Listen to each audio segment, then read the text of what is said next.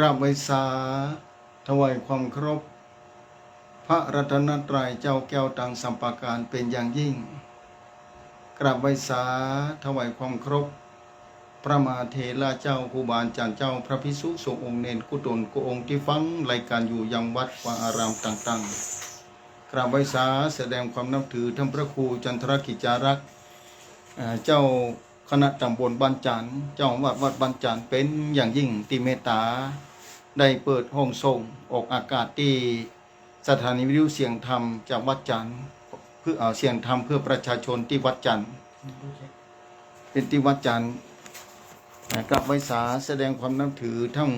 พระครูอภิวัฒนวิกรมผู้อำนวยการสถานีคลื่นสีเขาเพื่อเจ้าประชารองเจ้าคณะอำเภอดอยหล่อเจ้าอาวาสวัดปัดตังเจริญเป็นอย่างยิ่งวันนี้นั้นก็รายการธรรมะจากยอดดอยภาคค่ำอาทิตย์แรกของเดือนนั้นได้เข้ามาสู่ปกติ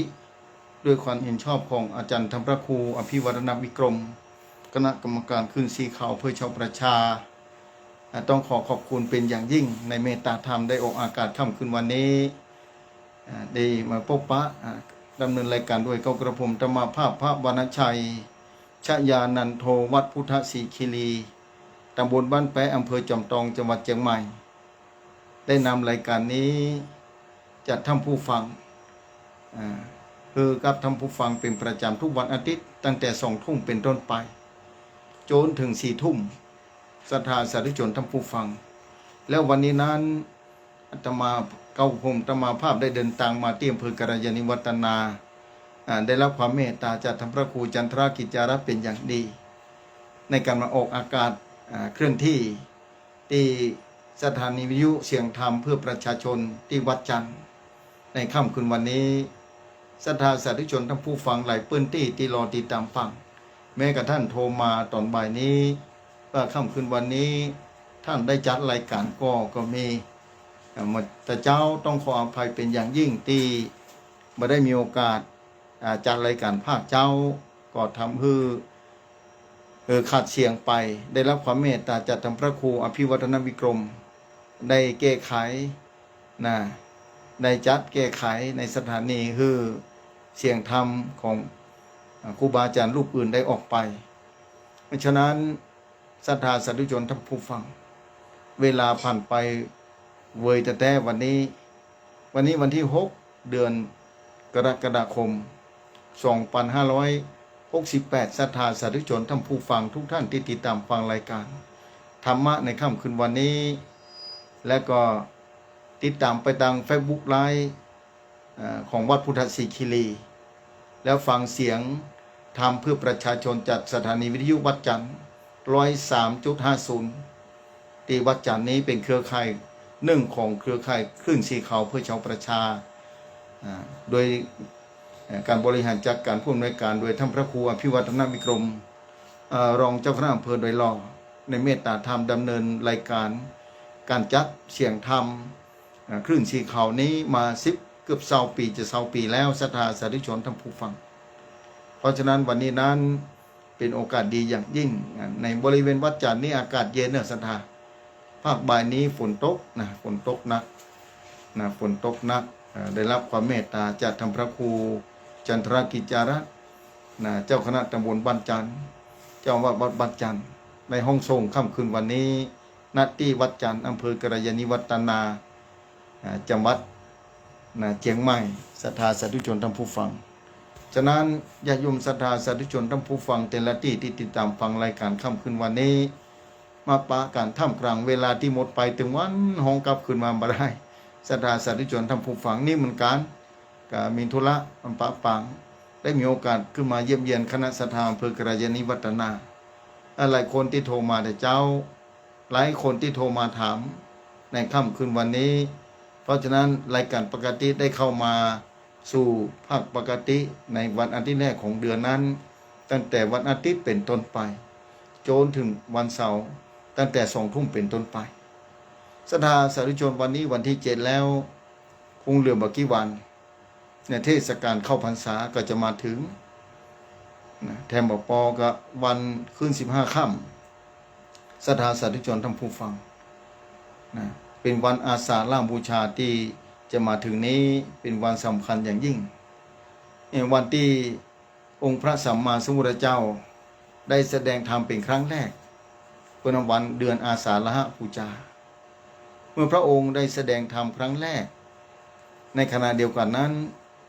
วันนั้นเองวันอาสาฬหบูชาเป็นวันที่พระรัตนตรัยได้บริบูรณ์ขึ้นเมื่อองค์พระสัมมาสัมพุทธเจ้านั้นได้แสดงธรรมครั้งแรกทำเพื่อปัญจวัคคีย์ทั้ง5ก็ได้ดวงตาหันธรรมเป็นรูปแรกนั่นคือโกฏัญญะในปัญจวัคคีย์ทั้ง5ศรัทธาสาธุชนท่านผู้ฟังที่ติดตามฟังรายการเป็นประจำนับถือพระพุทธศาสนาบุญญาเขตพระรัตนตรัยนี้คงจำได้และเข้าใจเป็นอย่างดีว่าพระองค์แสดงธรรมครั้งแรกที่ปะอิสิปตนะมฤคทายวันแขวงเมืองปารณสีประเทศอินเดียศรัทธาสาธุชนท่านผู้ฟังที่ติดตามฟังรายการวันนี้ได้มาอู้จ๋าละเลยบ่ได้ตนได้ก็ตามเมื่อเข้าสู่รายการแล้วสักน้อยหนึ่งมาอู้จ๋าเรื่องวันสำคัญของพระพุทธศาสนาวันสำคัญของพระพุทธศาสนานั้นมีหลายวันด้วยกัน3 วัน4 วันนั่นคือวันประสูติวันวิสาขบูชาจากนั้นก็วันมาฆบูชาวันเพ็ญเดือน3เดือน5เหนือเดือน3ใต้แต่วันวิสาขบูชานั้นตรงกับวันเพ็ญเดือน6ของภาคกลางภาคเหนือนั้นเป็นเดือน8เหนือสาธุชนท่านผู้ฟังนี่เหมือนกันตั้งเหนือเฮานี้ตรงกับเดือน10ศรัทธาสาธุชนท่านผู้ฟังภาคกลางตรงกับเดือน8เดือน8ของภาคกลางเดือน10เป็นนี้จะเป็นวันอาสาฬหบูชาเพราะฉะนั้นการเกิดมาขององค์พระสัมพุทธะนั้นศรัทธาสาธุชนท่านผู้ฟังบ่ใช่ของง่ายเลยทีเดียวในโลกนี้ยิ่งณปัจจุบันถึงวันนี้สถานการณ์ยังจะทำให้ญาติโยมศรัทธาค่อยเขวเคว้งคว้างในการนับถือพระพุทธศาสนาพระรัตนตรัยมีหลายเรื่องหลายราวได้เกิดขึ้นในพระพุทธศาสนานอกพระพุทธศาสนามีหลายเรื่องศรัทธาสาธุชนท่านผู้ฟังมีศรัทธาโทรมาหลายสายเข้ามาอู้มาจ๋ามาสนทนาธรรมเกี่ยวกับหลักธรรมพ่องเกี่ยวกับการเป็นไปของพระพุทธศาสนาฉะนั้นในยุคกึ่งพุทธกาลนี้องค์พระสัมมาสัมพุทธะได้ตรัสไว้แล้วได้บอกไว้ได้ทำนายไว้เมื่อสมัยที่พระองค์ยังตนยังองค์อยู่นั่นคือสุบินิมิตขององค์พระราชา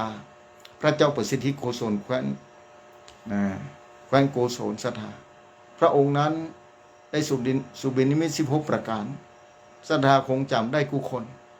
ที่ฟังธรรมะมาโดยตลอดมีหลายผู้หลายคนที่จำได้แล้วก็ครูบาอาจารย์หลายตนที่ออกมาอู้มาจ๋าเมื่อหลายปีก่อนที่ผ่านมาเพราะฉะนั้นคำทำนายเหล่านั้นได้ปรากฏขึ้นในยุคกึ่งพุทธกาลนี้นี่ คือศรัทธาสาธุชนได้ฟังเพราะฉะนั้นศรัทธาสาธุชนทุกท่านที่ฟังธรรมะที่นับถือพระพุทธศาสนาก็คือยังความมั่นคงคือเหนียวแน่นในพระพุทธศาสนาในพระรัตนตรัยเพราะว่าบ่ได้เจอง่ายๆบ่ได้ปะง่ายๆในมหาภัทรกัปนี้เหลือแค่องค์เดียวเท่านั้นในตามที่เปิ้นบอกเก่ากันมาครูบาอาจารย์พระมหาเถระเจ้าสืบกันมาว่ามี5 พระองค์ด้วยกันเพราะฉะนั้นองค์นี้เป็นองค์ที่4ในมหาภัทรกัปนี้ศรัทธาสาธุชนทั้งผู้ฟังแม้เราอาจจะไปบ่ถึงจุดหมายแต่ขอให้อยู่ต้นทางที่ถูกต้องและดีงามศรัทธาก็มีโอกาสของศรัทธาแล้วว่าบ่หลงตังแล้วในชาตินี้เมื่อมีความศรัทธาเชื่อในพระสัทธรรมที่องค์พระสัมมาสัมพุทธเจ้าได้ตรัสรู้ศรัทธาสาธุชนทั้งผู้ฟังฉะนั้นแล้วในโอกาสนี้ใกล้จะถึงวันอาสาฬหบูชาเป็นวันสำคัญอย่างยิ่งอย่างที่บอกไปว่าวันสำคัญของพระพุทธศาสนานั้นภายเล่าที่นับถือพระพุทธศาสนาก็อดบ่ได้ที่จะมือ10 นิ้วไหว้สาวันตากราบไหว้บูชาพระรัตนตรัยสาธุชนทั้งผู้ฟังที่ติดตามฟังธรรมะคนเฮาเกิดมานั้นยากอย่างยิ่งที่จะเจอพระพุทธศาสนายิ่งตรงวันอย่างที่บอกไปพุทธธรรมนายบอกไปแล้วนะหินผาที่นะว่านักนะสามารถลอยบนผิวน้ำได้ขึ้นเอาเถอะศรัทธานี่เป็นพระสุบินนิมิตขององค์พระราชาพระเจ้าประสิทธิโกศลศรัทธาสาธุชนทั้งผู้ฟังหินที่นักแต่ลอยน้ำได้ขึ้นเอาเถอะยุคปัจจุบันนี้นะสิ่งที่นักอกนักจ่ายลงขึ้นพอสิ่งนั้นที่เขานักอกนักจ่ายนี้สิ่งนั้นจะเป็นสิ่งที่ดีหรือชั่วลองคิดเอาศรัทธาสิ่งที่ทำคือมนุษย์ทุกอกทุกใจนักอกนักใจลำบากใจสิ่งนั้นจะเป็นสิ่งที่ดีหรือเป็นสิ่งที่บดีแต่ในขณะเดียวกันสิ่งที่นักนั้นกลายเป็นสิ่งที่เบาต้องคิดเอานี่พระสุบินนิมิตขององค์พระราชาสมัยพุทธกาลพระองค์พระสัมมาสัมพุทธเจ้าเอานั้นได้ตรัสทำนายไว้อย่างชัดเจนในยุคปัจจุบันนี้ปรากฏขึ้นชัดเจนแน่นอนแล้วศรัทธาจะรออยู่ใหญ่ในการที่จะศรัทธาพระพุทธศาสนาอย่างงอนแง่นครองแคลนเป็นอันขาดเป็นห่วงอย่างยิ่งเป็นใยอย่างยิ่งต่อศรัทธาสาธุชนทั้งผู้ฟังติดตามฟังรายการธรรมะเป็นประจำทุกวันอาทิตย์ก็ดีวันจันทร์ก็ดีวันอังคารก็ดีวันพุธวันพฤหัสวันศุกร์วันเสาร์ภายใน7 วันนี้สาธุชนทั้งผู้ฟังเพราะฉะนั้นขอศรัทธาสาธุชนทั้งผู้ฟังที่ติดตามฟังรายการธรรมะนั้นต้องตรองกึศคือดีๆปัจจัยของง่ายการปฏิบัติธรรมนั้นการจะนับถือการจะเข้ามาหูเป็นปัจจตังหูได้เฉพาะตนเข้าใจเฉพาะตนแต่แนวตามพระพุทธศาสนาญาติโยมศรัทธาสาธุชนทั้งผู้ฟังลองคิดเอาเถอะเนี่ยของที่นักกลายเป็นสิ่งที่เบาของที่เบานั้นเนี่ยอย่างน้ำเต้าเป็นต้นหน่วยน้ำเต้าที่ว่ามันแห้งมันเบาแต่กลับจมลงไปในสายทานในแม่น้ำศรัทธาลองคิดพอมันเป็นไปได้อย่างไรนี่เห็นข้อหนึ่งในสุบินนิมิตของพระราชาสมัยองค์พระสัมมาสัมพุทธเจ้าอย่างตนอย่างองค์ยุคปัจจุบันนี้เป็นแบบนั้นเพราะฉะนั้นนี่แหละเลยศรัทธาฟังแล้ววันที่จะขึ้น15 ค่ำที่จะมาถึงเทศกาลเข้าพรรษาปีนี้เป็นวันอาสาฬบูชาเป็นวันที่พระพุทธองค์ได้แสดงธรรมครั้งแรกหลังจากตรัสรู้มานั่นบักกี่เดือนผ่านมาพระองค์ตรัสรู้ความจริง4 ประการอย่างที่เคยบอกไว้ต้องมาย้ำมามาจากันเป็นประจำแต่ละปีบางคนอาจจะจำได้แล้วบางคนอาจจะจำไม่ได้ลืมไปเพราะสัญญาบ่เที่ยงแต่เมื่อจำได้นึกขึ้นมาได้ก็เนี่ยสัจธรรมความจริง ที่องค์พระสัมมาสัมพุทธเจ้าได้ตรัสรู้อริยสัจสี่นั่นคือเรื่องของความทุกข์ในโลกนี้มีแต่ความทุกข์นะความสุขบ่มีเหมือนกันแต่พระพุทธเจ้าใจค้นพบเรื่องความทุกข์อย่างเดียวค้นพบว่าความทุกข์เกิดขึ้นมาได้อย่างไรเกิดขึ้นมาจากอัญญานี่องค์พระสัมมาสัมพุทธะได้ตรัสรู้แบบนี้แล้วเส้นทางที่จะหนีความทุกข์ไปคือโพธิคือใดนั่นก็คือมรรคเป็นองค์แปดนะเมื่อเดินตามมรรคเส้นทางมีองค์แปดอย่างแล้วจะทำให้ความทุกข์นั้นหายไปนั่นคือความดับนะเมื่อทุกข์บ่มีแล้วอันยังจะเข้ามาแทนที่ศรัทธาลองเดาพอแล้วถ้าบ่ใจความสุขหรือศรัทธาสาธุชนท่านผู้ฟังโลกนี้มีสองอย่างมีของกู้กันมีสุขกับทุกข์อย่าโยมศรัทธาเมื่อความทุกข์หายไปความสุขก็เข้ามาแทนที่เนี่ยองค์พระสัมมาสัมพุทธเจ้าได้ตรัสรู้อริยสัจสี่นั่นคือเรื่องของความทุกข์สมุทัยเหตุของความทุกข์ว่ามันเกิดขึ้นได้อย่างไรความทุกข์เกิดขึ้นจากที่ไหนเกาเงาอยู่ต่างใดอันนี้ศรัทธาสาธุชนทั้งผู้ฟังความทุกข์เกิดขึ้นที่ไหนเนี่ยจะได้จะให้มันพ้นทุกข์สาธุชนทั้งผู้ฟังเนี่ยจะได้จะให้พ้นทุกข์ญาติโยมศรัทธาอันเนี้ยเส้นทางกับมรรคมีองค์แปดสัมมาทิฏฐิเป็นเบื้องต้นพระพุทธองค์ได้ตรัสไว้บอกไว้แนวต่างคือพ้นทุกข์นั่นคือทำความคิดหันคือถูกต้องเป็นคนสัมมาทิฏฐิความหันที่ถูกต้องมีเหตุมีผลเนี่ยพอเดินเส้นทางมรรคมีองค์แปดครบบอกว่าจะเป็นอาชีพที่ดีนะอู้ก็ยังดีเกิดสิ่งที่ดีนะสัมมาวาจานี่สัมมากัมมันโตสัมมาอาชีโวสัมมาวัญญโมศรัทธาแล้วเจริญสติเจริญสมาธิญาติโยมศรัทธา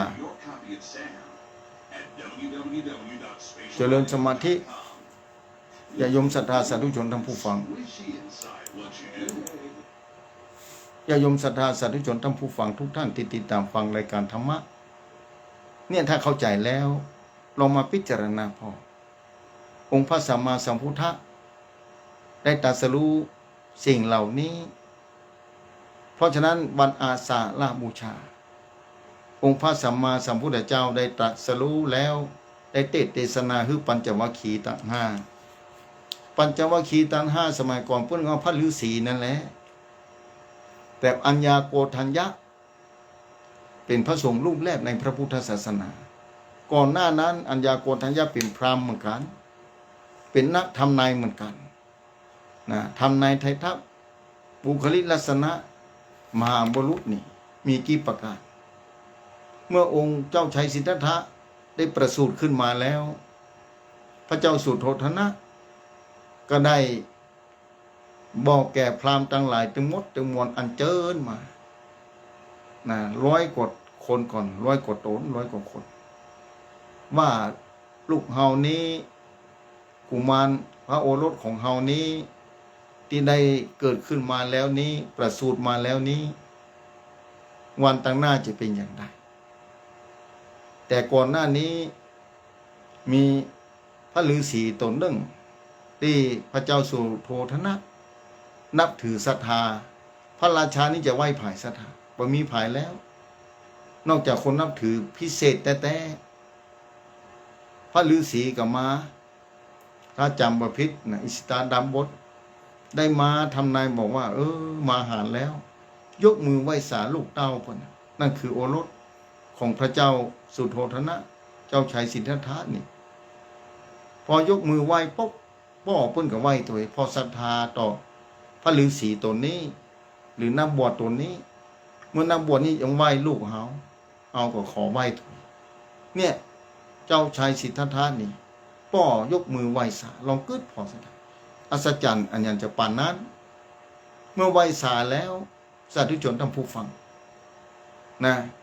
พระฤาษีนั้นยังจะได้ฮู้ก่ออาจารย์อิสตาดาบดนะตอนแรกเป็นจะได้พ่อมาหารแล้วบุคลิกลักษณะของพระโอรสข ของพระเจ้าสุโธทนะนะทำให้ดีใจยิ้มแย้มแจ่มใสนะยิ้มแย้มแจ่มใสดีใจพอยกมือไหว้แล้วน้ำตาก็ร่วงพลูลงมาพระเจ้าสุโธทนะเลยถามว่างงป้าอาจารย์หรือว่าดาบดนี่อิสิตะดาบดนี่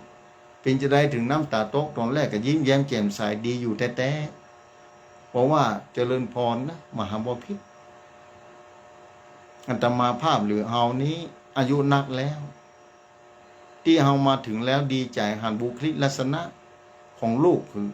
พระโอรสของพระองค์เนี่ยเป็นบุคลิกลักษณะของมหาบุรุษต่อไปเบื้องหน้าพระราชโอรสของพระองค์นั้นจะได้ตรัสรู้เป็นองค์พระสัมมาสัมพุทธเจ้าเป็นแน่แท้ทำเพื่อข้าพเจ้านั้นดีใจปรับปรื้มใจจนต้องยิ้มและนั่งกราบไหว้บูชาแล้วน้ำตาของเฮาตกนั้นเป็นน้ำตาที่เสียดายว่าร่างกายเฮานั้นเท่าชะแลแก่ชราลงไปแล้วถึงเวลานั้นลูกพระโอรสของพระองค์ท่านถ้าตรัสรู้เป็นองค์พระสัมมาสัมพุทธะนั้นเอาคงบ่ได้อยู่ในโลกนี้แล้วบ่มีโอกาสได้ฟังธรรมของท่านนี่แหละน้ำตาเฮาตกลงมาเสร็จแล้วบอกเป็นแน่แท้แบบนี้อันนี้ฤาษีตัวนี้มาทำนายไทยทักแถมบ่พอทีหลังมาบัดแล้วใจเอาพราหมณ์108มาทำนายไทยทักแถมพราหมณ์ตึงมดตึงมวลก็ยกมือขึ้นยกมือขึ้นศรัทธายกมือขึ้น2 นิ้วตึงเท่าตึงแก่นักบวชเหล่านั้นยกมือขึ้น2 นิ้วเพราะว่าถ้าออกบวชนี้จะเป็นศาสดาเอกของโลกตรัสรู้เป็นองค์พระสัมมาสัมพุทธเจ้าแน่นอนแต่ถ้าครองเพศฆราวาสวิสัยเป็นพระราชาสืบราชวงศ์สันติวงศ์แทนพระราชาองค์พระเจ้าสุโธทนะจะได้เป็นพระมหากษัตริย์จะมีบารมียิ่งใหญ่จะเป็นมหาจักรพรรดิปกครองแว่นแคว้นกินมหาสมุทรหลายพื้นที่มีศรัทธาสาธุชนทั้งผู้ฟังแต่มีนักบวชหนุ่มพราหมณ์หนุ่มคนหนึ่งยกมือขึ้นนิ้วเดียวยกมือขึ้นนิ้วเดียวศรัทธาสาธุชนทั้งผู้ฟังบอกว่าลูกพระราชาเนี่ยหรือลูกของมหาบพิตรคนนี้พระโอรสคนนี้จะต้องออกบวชเป็นแน่แท้หนุ่มหรือเพื่อนมดในบรรดาตึงมดตึงมวลนั่นยกมือขึ้นศรัทธาสาธุชนลองขึ้นผลเราะการดูบุคลิกลักษณะนี่มีมาก่อนพระสัมมาสัมพุทธเจ้าจัดตรัสรู้ปนยกมือขึ้นนิ้วเดียวออกแน่นอนนะที่หนุ่มหรือเพื่อนคนนั้นชื่อหยังชื่อโกฏัญญะที่พระสงฆ์รูปแรกที่พระองค์แสดงธรรมบักกี้วันที่จะมาถึงนี้เดือน10 เพ็งที่จะมาถึงนี้พระองค์แสดงธรรมชื่อว่าธรรมจักรกับปวัตตนสูตรธรรมจักรกับปวัตตนสูตรศรัทธาสาธุชนทั้งผู้ฟังพระธรรมมาทำพระธรรมเทศนากันแรกในพระพุทธศาสนาชื่อว่าพระธรรมจักรกับปวัตตนสูตรพระองค์ได้แสดงธรรมครั้งแรกที่ป่าอิสิปตนมฤคทายวันแคว้นเมืองปรณสี หลังจากพระองค์ได้เสด็จออกผนวดออกบวชค้นหาโมกขธรรมได้อยู่6 ปีเต็ม6 ปีเต็มเนี่ยเดินแสวงหาความจริงที่จะพ้นทุกข์อย่างที่บอกไปเป็นตรัสรู้อริยสัจ4ตรัสรู้เรื่องทุกข์เรื่องสมุทัยนั่นคือเหตุของความทุกข์มันเกิดขึ้นได้ที่ไหนมันลุกที่ไหนมามันเกิดขึ้นได้อย่างไรแล้วหูวิธีการดับทุกข์นั่นก็คือมรรคมรรคคือเส้นทางพ้นทุกข์เส้นทางพ้นทุกข์ได้ตรัสรู้เส้นทางพ้นทุกข์จากนั้นแล้วศรัทธาสาธุชนทั้งผู้ฟังเมื่อปะเส้นทางพ้นทุกข์8 อย่างด้วยกันนั่นคือทำความคิดให้ถูกต้องหลังจากนั้นเมื่อทำความคิดถูกต้องแล้วเมื่อเดินตามพ้นทุกข์ ความดับก็เกิดขึ้นนั่นคือทุกข์มันดับหายไปหมดเมื่อหายไปหมดอันอย่างเกิดขึ้นตัวมาก็คือความสุขเป็นอมตะนั่นคือการเข้าสู่แดนนิพพานสาธุชนทั้งผู้ฟังเนี่ยพระพุทธศาสนาแล้วถ้าถามว่าท่านหู้ได้จะได้คำถามจะโดยมาตุเจ้าที่มาเทศน์เป็นหูหมดกาเนี่ยหูตามแผนที่แต่วิธีการนั้นทุกคนจะต้องทำโดยตัวกรรมเพราะว่าธรรมะขององค์พระสัมมาสัมพุทธะเป็นปัจจตังหูได้เฉพาะตัวเก่าเต้าอันปัจจตังรู้ได้เฉพาะตนคนอื่นหูตัวบ่ได้อย่างศรัทธากินข้าวเหมือนกันเมื่อข้ามลงมาเดึกมามองอีส่งทุ่มกว่าแล้วแกคิดว่าศรัทธากินข้าวน้ำข้าวแรงเป็นที่เรียบร้อยอยู่รอท่าดาฟังครูบาอาจารย์แต่ละตนแต่ละองค์แต่ละท่านได้ออกมาอู้มาจาค่ำเดึกมาแล้วตะวันรับเหลี่ยมผ่าไปแล้วเป็นแน่นอนคารวะวิสัยกินข้าวน้ำข้าวนี่เรียบร้อยแต่เวลาศรัทธากินข้าวแล้วความอร่อยความล้ำบ่ล้ำของอาหารที่กินเข้าไปแล้วคนอื่นหูโดยบ่ได้ศรัทธาจะหูคนเดียวบอกคนอื่นจะได้เกิดเปิ้นหูโดยบ่ได้บอกลูกหลานก็ดีลูกหลานก็จะต้องกินโดยถ้าลูกหลานบ่กินตัวลูกหลานก็บ่ฮู้ว่าความอิ่มหรือว่าอาหารชนิดนั้นมันล้ำมันล้ำกับมันมีประโยชน์อย่างไรคนอื่นหูตัวบ่ได้และซื้อความอิ่มนั้นมาฮื้อกันบ่ได้ต้องซื้อตัวเก่าคนอื่นซื้อแล้วตัวเก่าต้องกินคนเดียวเหมือนกับว่าคนอื่นบอกธรรมะแนวทางฮื้อเนี่ยตัวเก่าต้องปฏิบัติคนเดียวเหมือนเดียวกันศรัทธาสาธุชนทั้งผู้ฟังเหมือนเดียวกันหลักธรรมของพระพุทธศาสนาองค์พระสัมมาสัมพุทธเจ้าเนี่ยเพราะฉะนั้นในวันเพ็ญเดือน10เหนือเดือน8ใต้ที่จะมาถึงนี้เป็นวันอาสาฬหบูชาเป็นวันที่พระรัตนตรัยนั้นบริบูรณ์พุทธผ่อง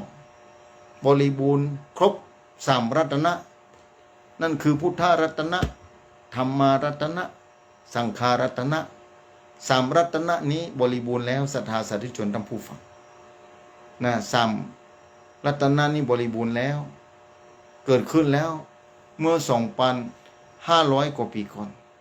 ศรัทธาสาธุชนทั้งผู้ฟังนะ 2,500 ถึง 2,600 กว่าปีก่อนศรัทธาสาธุชนทั้งผู้ฟังลองคิดพอแล้วมาจูจอดรอดถึงปัจจุบันนี้ 2,568 แล้วศรัทธาสาธุชนทั้งผู้ฟังนะ 2,600 กว่าปีแล้วที่พระองค์ตรัสรู้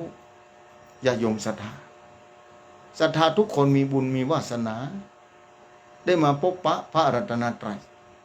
ได้มาพบปะพระพุทธศาสนาญาติโยมศรัทธาบ่ใจของง่ายเป็นสิ่งที่ยากนักหนาญาติโยมศรัทธาเอ๋ยเพราะฉะนั้นเมื่อปานแล้วเนี่ยอย่างใดดีท่านอาจารย์วันนั้นนิยมโทรมาว่าเนี่ยอย่างใดดีในพระพุทธศาสนาเพิ่นบอกแล้ววิธีการนับถือพระพุทธศาสนาวิธีการปฏิบัติตนในพระพุทธศาสนาที่จะเคารพไหว้สาพระรัตนตรัยมีการฮือตานรักษาศีลภาวนามี3อย่างตะวันแล้วในพระพุทธศาสนาญาติโยมศรัทธาสาธุชนทั้งผู้ฟังนี่แหละใกล้จะถึงเทศกาลเข้าพรรษาญาติโยมศรัทธาเนี่ยการฮือตานอย่างนี่ในก่อนเข้าพรรษานี่บางคนก็หล่อเตียนพรรษาอย่างเครื่องสีขาวเพื่อชาวประชานี่ปีนี้ไปหล่อที่วัดแม่ห้องคายของท่านพระครูชนธรรมพิทักษ์วัดของท่านเจ้าที่อำเภอดอยสะเก็ดที่ผ่านมาผู้คนก็ไปกันนักหลายนิมนต์พระสังฆะเขตอำเภอดอยสะเก็ดได้มาเป็นเนื้อนาบุญศรัทธาญาติโยมศรัทธาสาธุชนทั้งผู้ฟัง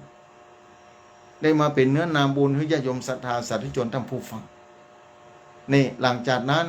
มีโครงการที่จะไปถวายเทียนพรรษา2 ชุดด้วยกันชุดแรกวันที่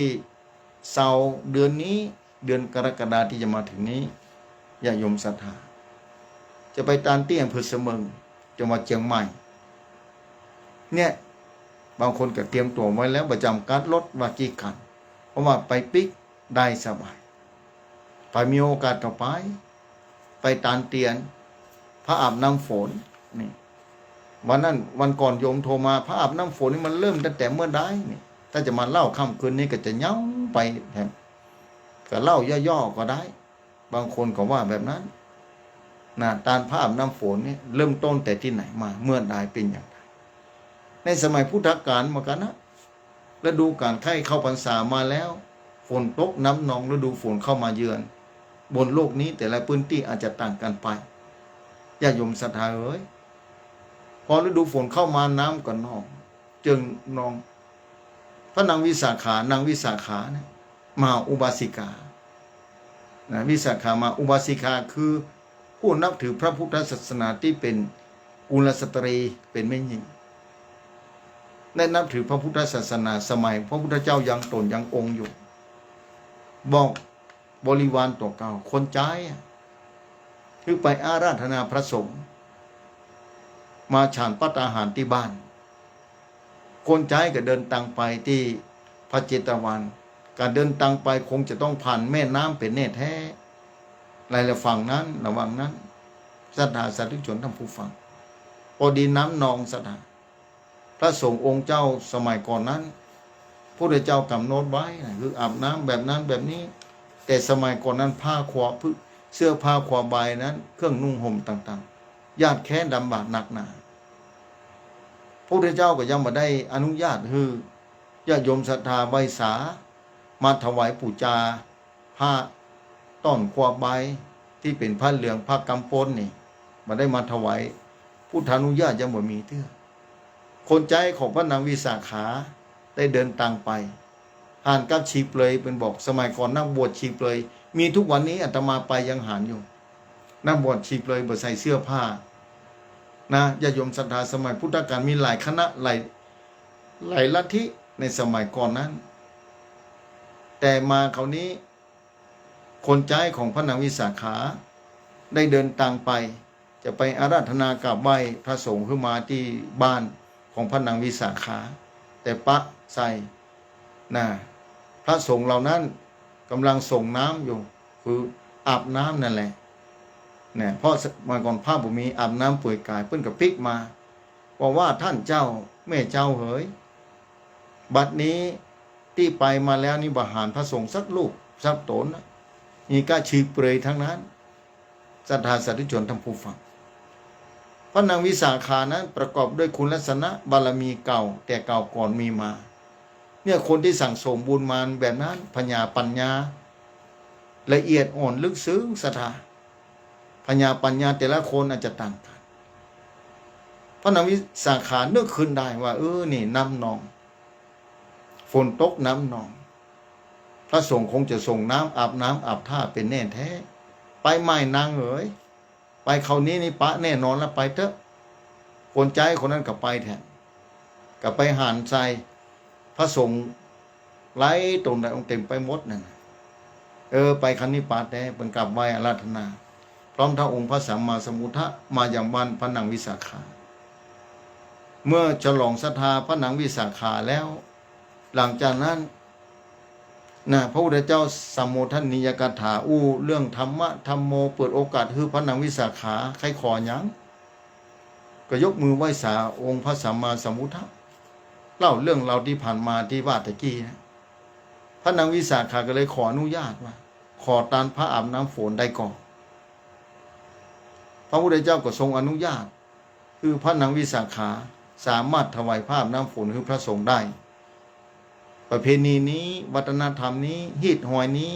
เริ่มตั้งแต่พระพุทธเจ้ายังตนยังองค์พระนางวิสาขาเป็นผู้ที่ริเริ่ม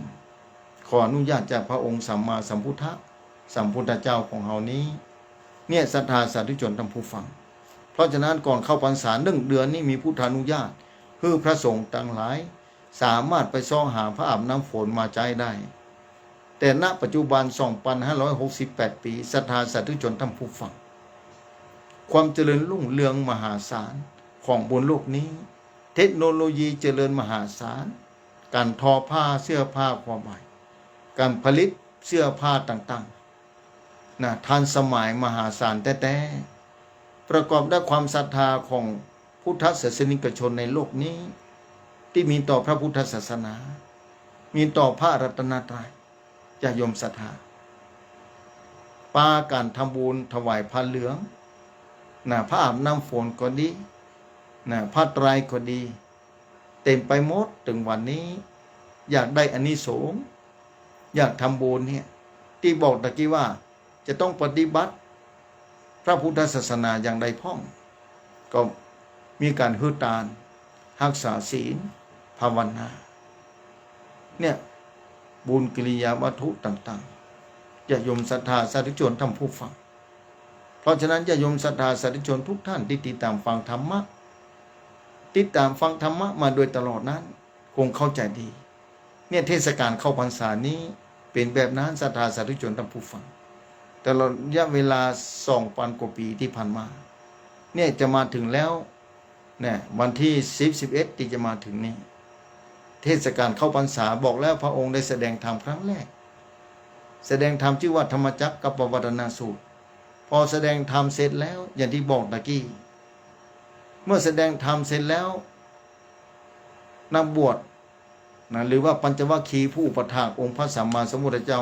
5 คนนั้น5 ตนนั้นมีตนเดียวที่สำเร็จธรรมเป็นองค์แรกพระพุทธเจ้าได้แสดงธรรมแล้วชื่อว่าอัญญาโกฏัญญะพระพุทธเจ้าเปล่งว่าอัญญาโกฏัญญะหูแล้วหนอศรัทธาสาธุชนท่านผู้ฟังแล้วก็ได้บวชอัญญาโกฏัญญะโดยอีหิภิกขุอุปสัมปทานั่นคือกล่าวว่าเธอจงมาเป็นภิกษุเป็นตู้เจ้าเตอะถ้าเป็นกรรมเมืองเหนือเฮาแบบนั้นเจ้าหรือเธอจงมาเป็นตู้เจ้าโดยการนี้มาประพฤติพระธรรมวินัยนี้จะได้ข้ามวัฏสงสารแต่เมื่ออัญญาโกฏัญญะนั้นได้สำเร็จธรรมเป็นที่เรียบร้อยได้เป็นพระอรหันต์เจ้าได้บวชในพระพุทธศาสนาถือว่าเป็นพระสงฆ์รูปแรกในพระพุทธศาสนาเพราะฉะนั้นวันอาสาฬบูชานั้น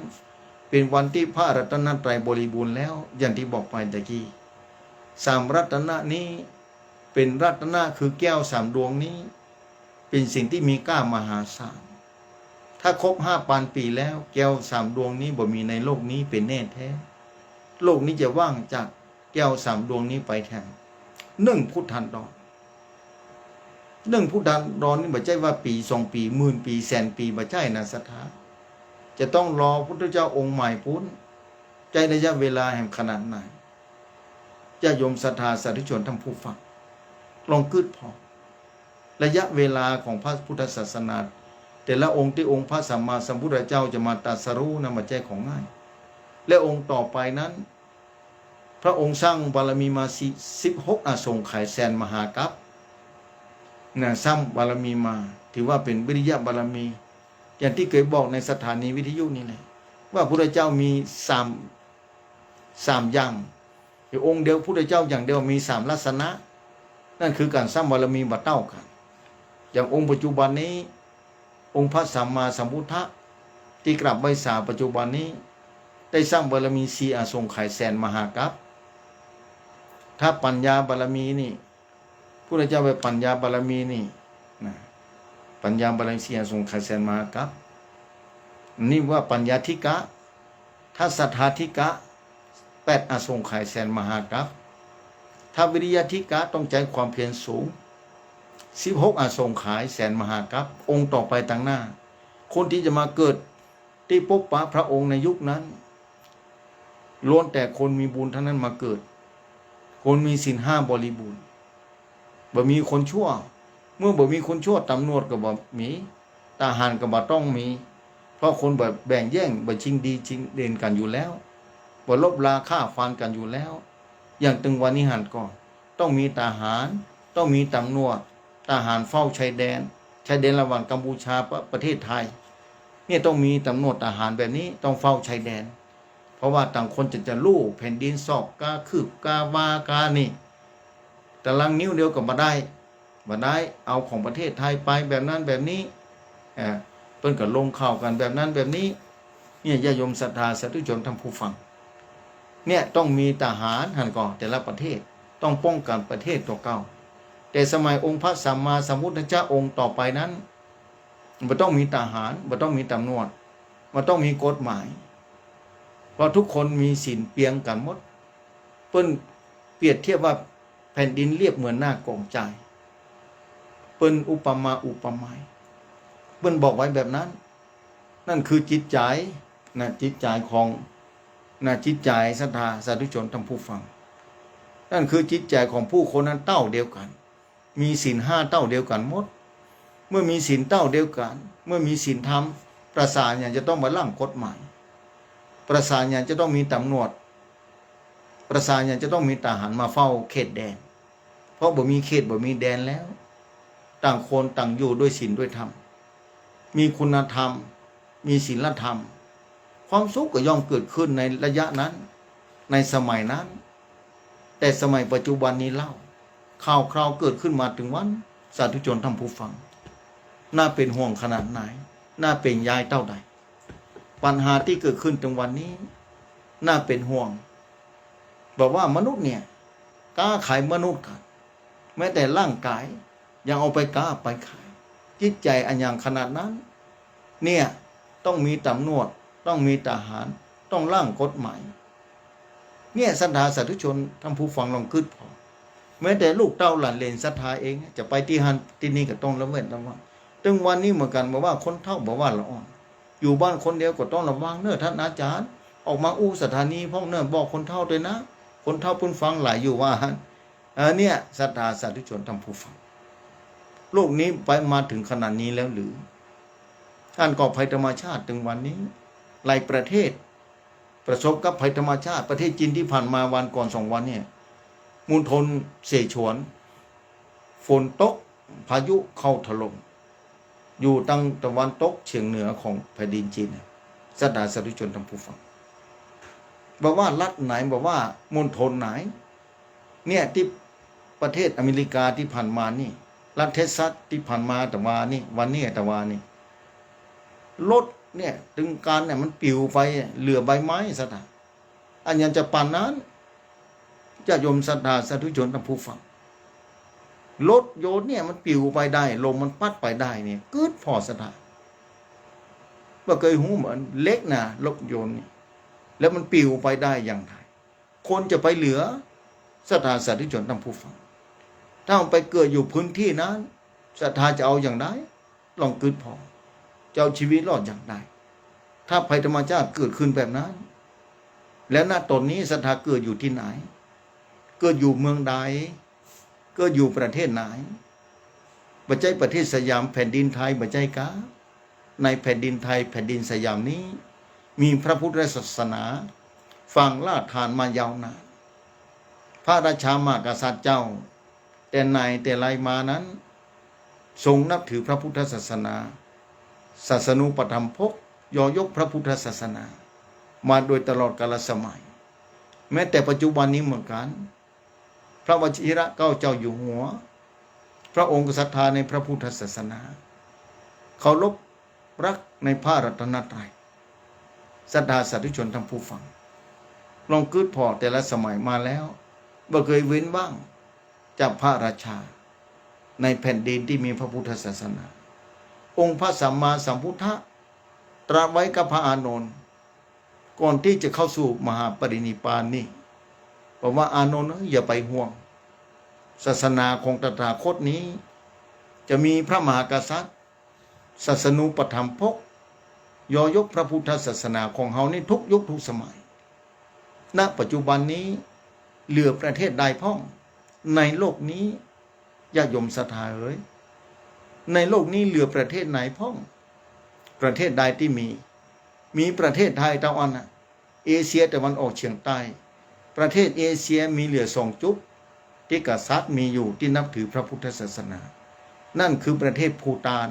และประเทศไทยมี2 ประเทศตะวันที่มีพระมหากษัตริย์เจ้าได้ไหว้สาปูจาพระแก้วเจ้าต่าง3 ประการ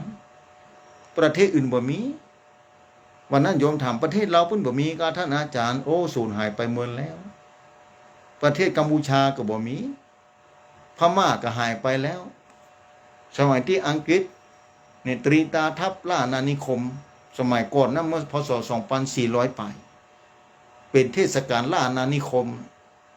ประเทศมหาอำนาจบอกว่าฮอลันดาโปรตุเกสฝรั่งเศสอังกฤษเป็นต้นยกตัวอย่างคือสถาบันประเทศไทยก็ตกอยู่ในแวดวงการล่าอาณานิคมเหมือนกัน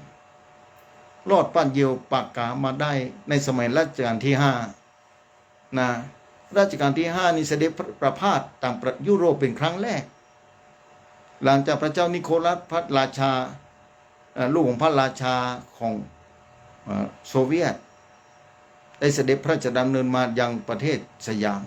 ประเทศไทยนี้แล้วพระจุลจอมเกล้าเจ้าอยู่หัวรัชกาลที่5ก็เสด็จพระราชดำเนินประพาสยุโรปครั้งแรกนะไปที่ประเทศรัสเซียหรือประเทศโซเวียตแต่ก่อนประเทศรัสเซียที่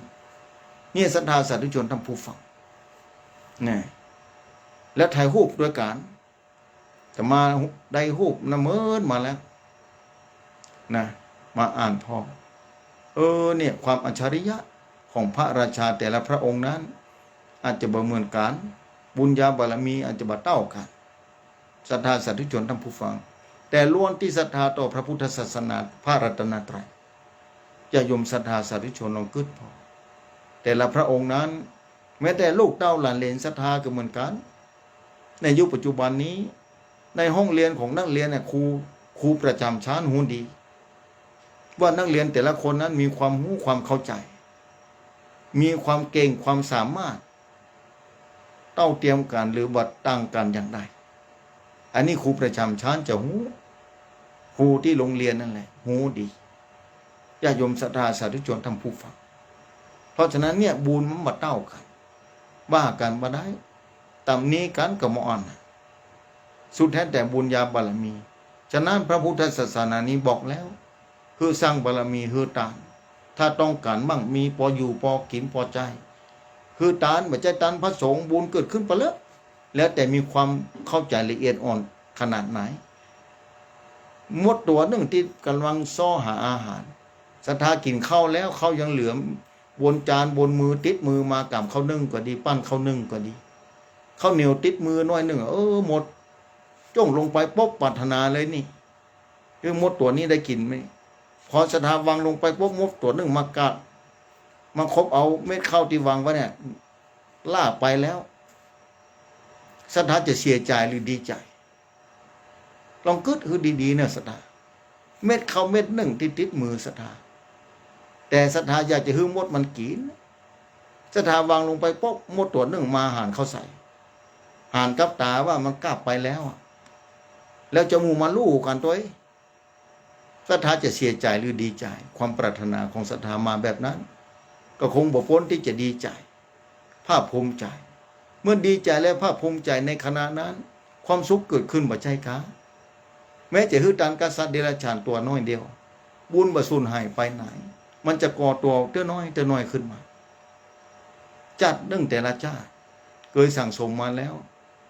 มะม่วงก็ดีบะโอก็ดีบะเนาก็ดีผลไม้หลากไม้แต่ละอย่างอาจจะต่างกันไปออกหน่วยออกผลถ้าสถาบันลงไปว่าปีใดปีหนึ่งถ้ามันออกแตกยอดออกมาแล้วแตกใบมาแล้วจะต้องมีผลแน่นอนมีหน่วยแน่ปีไหนบ่ฮู้ต้องรอระยะกันเวลาศรัทธาเหมือนกันเกิดมาในโลกนี้ศรัทธาสร้างบารมีในการฮือตานก็ดีในการรักษาศีลญาติโยมศรัทธาทุกคนก็บ่ต้องการเจ็บป่วยเมื่อยไข้ทุกคนบอกให้เจ็บป่วยเมื่อยไข้แล้วไปถามเจ้าโรงยานี่โรงพยาบาลนี่ไผก็ถึงบอกให้ไปแต่เมื่อถึงเวลาแล้วรหัสกรรมส่งผลบางทีก็ต้องจำเป็นไปสาธุชนท่านผู้ฟังต้องจำเป็นไปคือใดเนี่ยต้องไปหาหมอญาติโยมศรัทธาลองกึศพอเนี่ยใครจะห้ามได้ร่างกายก็มีความเปลี่ยนแปลงอยู่ตลอดเวลาอยู่แล้วญาติโยมศรัทธาเนี่ยเมื่อเฮารักษาศีลข้อไหนพ้องที่ทำให้ร่างกายนี่จะอยู่ดีมีสุขศีลข้อใดพ้องที่จะทำให้สุขภาพพรรณนามัยแข็งแรงศีลข้อไหนจ้าถ้าทำเข้ามาแบบนี้ เอากับผมตามมาภาพก็ต้องตอบว่าศีลข้อที่ 1บ่เบียดเบียนชีวิตซึ่งกันและกันร่างกายกูอุดมสมบูรณ์แข็งแรงโลคาพยาธิก็จะได้บ่มาเบียดเบียนญาติโยมศรัทธาสาธุชนท่านผู้ฟังลองกึดพอเนี่ยเกิดชาติหน้าชาติใดก็ตามภายรักษาศีลข้อที่ 1ได้ข้ออื่นเบาแล้วจะเอาข้อหนึ่งอย่างเดียวก็ได้ข้อเดียวก็ได้ขอรักษาไปเถอะผลมันต้องมีแน่หน่วยมันต้องมีแน่ศรัทธาสาธุชนทั้งหลายญาติโยมศรัทธาแต่ละคนแต่ละท่านเกิดมาในโลกนี้ในยุคเกิงพุทธกาลนี้ถ้าศรัทธาตั้งสติบัตรปัญญาบ่เพียงพอโอกาสที่จะไหว้สาจะนับถือพระพุทธศาสนาพระรัตนตรัยนั้นลิบลีลงไปศรัทธาค่อยเขวญาติโยมศรัทธาสาธุชนท่านผู้ฟังลองคิดเอาเถอะชีวิตนี้นับวันก็หมดไปถึงวันเวลาเหลือน้อยลงไปถึงวันขอใจสติและปัญญาควบคุมดูแลในการความคิดของเราความเชื่อก็ดีเรื่องต่างๆนานายิ่งถึงวันนี้เทคโนโลยีในโลกนี้เจริญรุ่งเรืองมหาศาลหน้าตาคนแต่ละคนแปลงขึ้นมา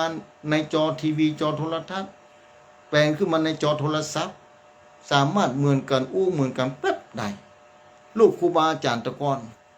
ภาพเก่าแท้ๆเอามาขยายออกมาทำเป็นรูปที่ได้อันอย่างจะปานนั้นศรัทธาในปัจจุบันนี้เทคโนโลยีนี้เจริญรุ่งเรืองถึงปานนั้นญาติโยมศรัทธาเฮ้ยเนี่ยศรัทธาจะไปไหนมาไหนก็บ่ต้องเตียวแล้วสมัยก่อนเมื่ออาตมาเป็นละอ่อนตะกอนเข้าไปวัดไปวานั่งหม้อแม่พับเพียบถึงวันนี้เก้าอี้ตั้งไว้เป็นทิวแถวเปลี่ยนแปลงไปแล้วหันก่อนในวัดในวาศรัทธาสาธุชนท่านผู้ฟังในวัดในวาปัจจุบันเนี่ยบันตี้บันแห่งนะจะต้องตั้งเก้าอี้แล้ว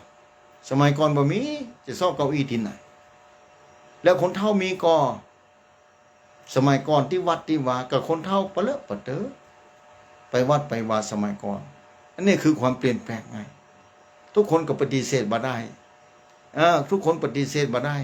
ความเจริญรุ่งเรืองของวัตถุธาตุความเจริญรุ่งเรืองสิ่งต่างๆในโลกนี้มันเปลี่ยนแปลงขนาดไหนเท่าไหนญาติโยมศรัทธาเอ้ยแล้วจะเปลี่ยนแปลงแห่งขนาดไหนเอาบุญวาสนาวันนั้นปาศรัทธาท่านอาจารย์ผมนี่มาค่ายตายครับเป็นจะได้มาค่ายตายผมนี่แค่อายุสัก100 ปี200 ปีถ้าได้มานะไผว่าสักเตื้อจะถึง200 ปีอะมีที่ไหนฮะน่ะสัก120 ปีนี่พอใจแล้วนะแล้ว20 ปียี่จะได้ถามเปิ้ลแล้วเปิ้ลว่าได้หูก่อนสตาเปิ้ลว่าใครหารโลกนี้มันเปลี่ยนแปลงนะประเด็นนี้อายุจะได้เนี่ย51นั่นแล้วมันเกิดใหม่ตะกอนเนาะเกิดใหม่ตะกอนนี่มันแบบเหมือนแบบนี้นะเป็นละอ่อนตะกอนนะประเด็นนี้มันเปลี่ยนแปลงนั่นแหละอันนี้ผมใครอาหารถ้ารู้120 ปีประเทศไทยโลกนี้จะเปลี่ยนแปลงไปนักแต่ก็เปลี่ยนตลอดอยู่แล้วแหละเป็นฝักก็เปลี่ยนตลอดแล้วแหละบ่เปลี่ยนจะได้ร่างกายตัวเก่าเปลี่ยนบ่ใจการตะกอนตัวเก่าอยู่2-3 ปีตะกอนกับประเดี๋ยวนี้51 ปีมันบ่ต่างกันวะก็ต่างกันนะคะต่างกันนั่นแหละเนี่ยศรัทธาสาธุชนทั้งผู้ฟังลองขึ้นพอแล้วเป็นฟังนะแล้วจะเปลี่ยนแปลงไปถึงใน51 ปีแล้วมันจะครบ100 ปีว่าบ่เดียวถึงวันนี้อาหารการกินก็เป็นพิษเป็นภัยทั้งนั้นแต่ละอย่างพอแล้วมันน่ากินพอแล้วเป็นหน้ากรรมมาไว้เป็นของตัวเก้าแล้วพิษภัยมันซ่อนอยู่ภายในถึงวันนี้หันก่อนโลกมนุษย์ประเทศไทยเฮาก็เหมือนกันเนาะโรคภัยไข้เจ็บมาเบียดเบียนผู้คนขนาดไหนบางทีบ่ฮู้ปะเสียชีวิตไปแล้วป้ากันเมื่อเจ้าเมื่อข้ามดับหายจ่อยลมหายใจบ่มีเสียแล้วนับถึงวันนี้ทุกอย่างบ่เที่ยงองค์พระสัมมาสัมพุทธะเพิ่นบอกไว้แบบนี้แล้วก็เป็นจริงแบบนั้นญาติโยมศรัทธาสาธุชนทั้งผู้ฟังศรัทธาเหมือนกันเป็นพ่อเป็นแม่ลูกเต้าหลานเหลนมาอยู่ถ้อยฟังกรรมวันนั้นมาฟังบอกว่าอย่าไปเดือดร้อนศรัทธาเอานี่ก็เปลี่ยนแปลงอยู่แล้วบ่ต้องเป็นห่วงเพิ่น แต่วันไหนบ่ฮู้เตรียมตัวไว้ให้ดีตามของตัวเก่าไว้ให้มั่นคุณธรรมความดีที่เคยทำมีก่อมันกึดไว้เป็นอนุสติเป็นเต้นลึกๆของใจโอ้เพิ่นฟังเวลากึดจะดีท่านอาจารย์ดีบอกว่านึกถึงความดีที่ตัวเก่าทำนะจิตใจเขาจะจุ่มบานเย็นใจถ้านึกถึงความบดีนี่จะหมองจะตุกใจบ่ใจกาถ้านึกถึงความดีที่เราได้ทำเนี่ยเหมือนกับว่าต้นไม้นะถ้าโดนแดดถึงวันลองกึดพอแล้วฝนมาตกเนี่ยมันจะเหี่ยวเฉาขนาดไหนสัทธาแต่ถ้าว่าเมื่อใดฝนตกลงมาโปรยปลายลงมาแล้วต้นไม้ที่เคยเหี่ยวเฉาได้รับฝนฟ้าใส่ทลาจากฟ้าลงมาบนผืนแผ่นดินธรณีซึมลงไปบนห้างต้นไม้แต่ละต้นนั้นลงไปแล้วต้นไม้ดูดน้ำเหล่านั้นขึ้นมาเลี้ยงใบกระเขียวกระจีขึ้นมายังความทัศนาของคนในโลกนี้ดวงตา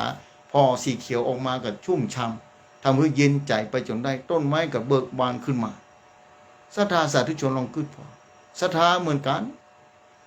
ถ้าศรัทธานึกความดีที่ตัวเก่าเคยทำไว้มีอย่างพ่อง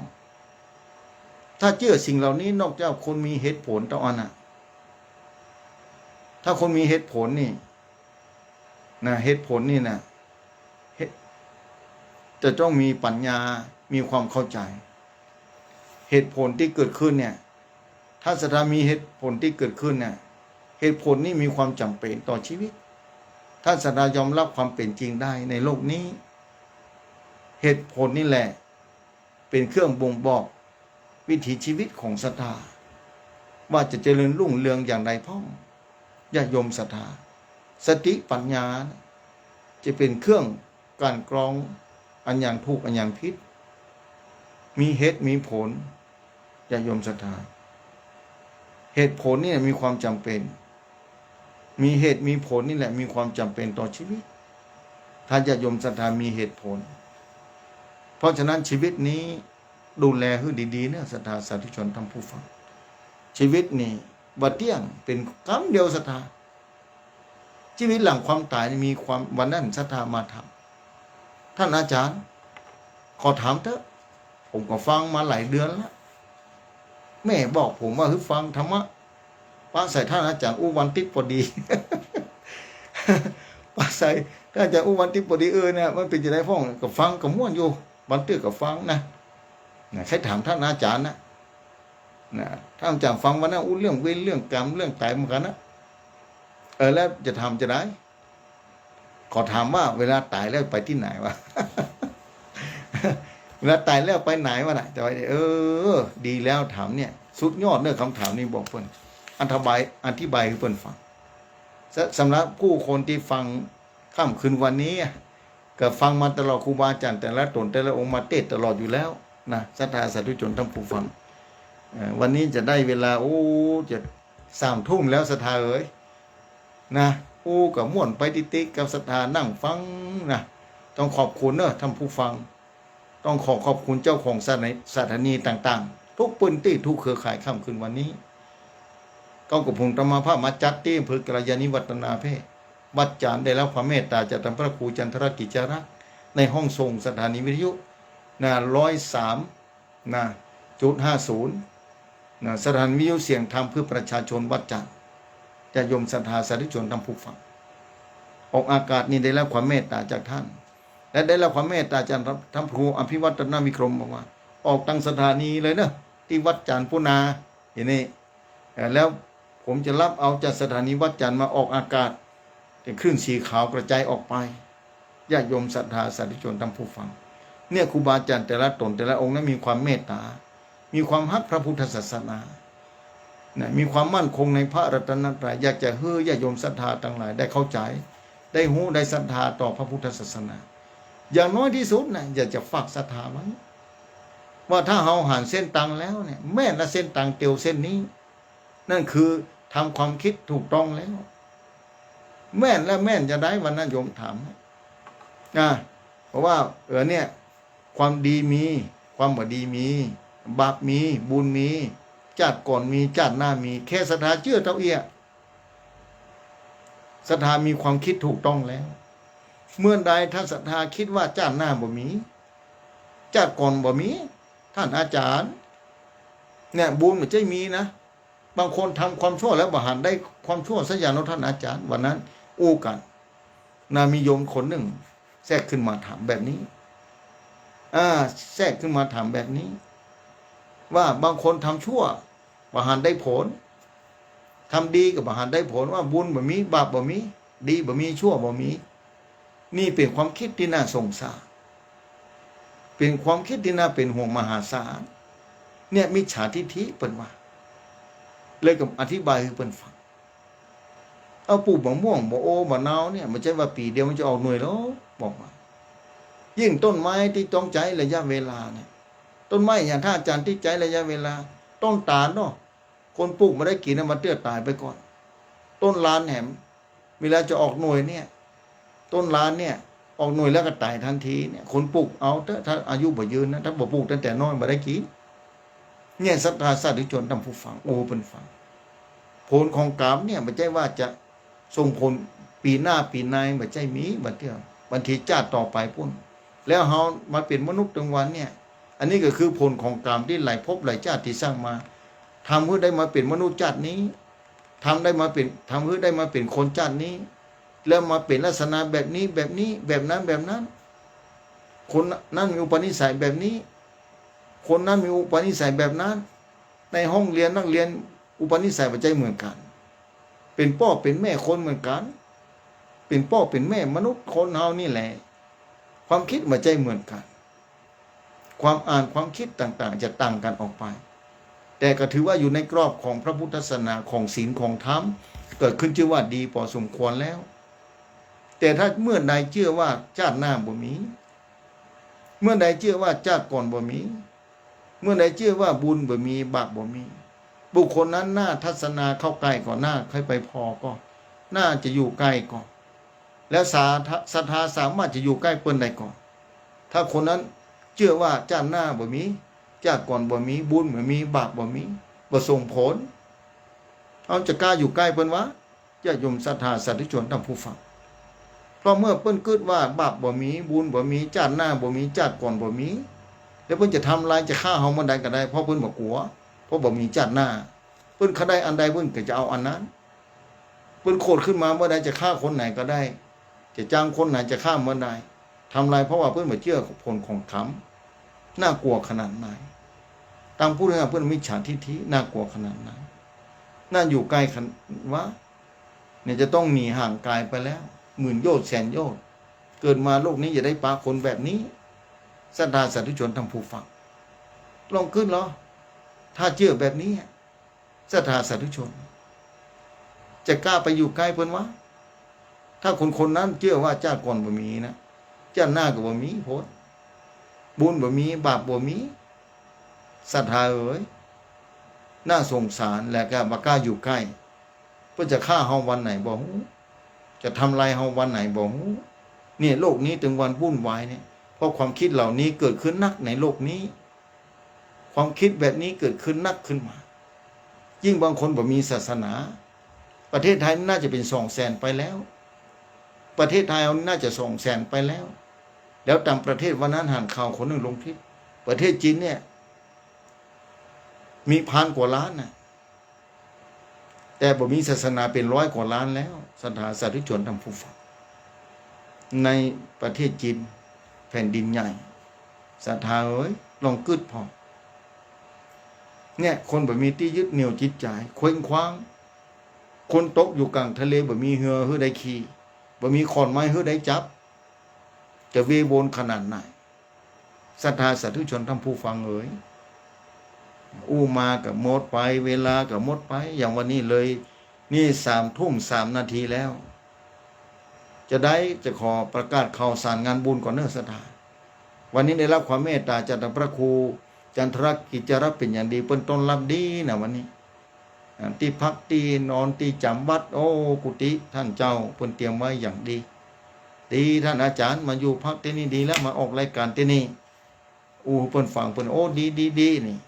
อันนี้ความเมตตาของผู้คนที่มีเมตตาธรรมญาติโยมศรัทธาสาธุชนท่านผู้ฟังอันนี้วันที่20เด้อประกาศ บุญที่ไผ่จะไปพ่องที่อำเภอเสมิงนะมี9 วัดด้วยกันนะอ่านชื่อวันนั้นบัได้โจทย์ไว้ ไปทำบุญถวายเทียนพรรษาวันที่เสาร์ที่จะมาถึงนี้ไปปิกเนอสถานเนอไปปิกนะวันที่เสาร์แต่วันที่13 14 15นี่ปุ้นกาญจนบุรีปุ้นหัวใจของกายสักคำต้องไปนอนคืน2 คืน 3 คืนก่อนก้าแต่เนี่ยเสียดายเหมือนกันนะว่าเต็มไปแล้ว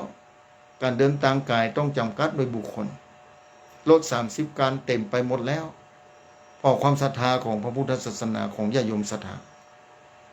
ประกาศไปแบบกี่วันเต็มหมดแล้วพร้อมที่จะไปเนี่ยการพัฒนาไหวเตียนพรรษา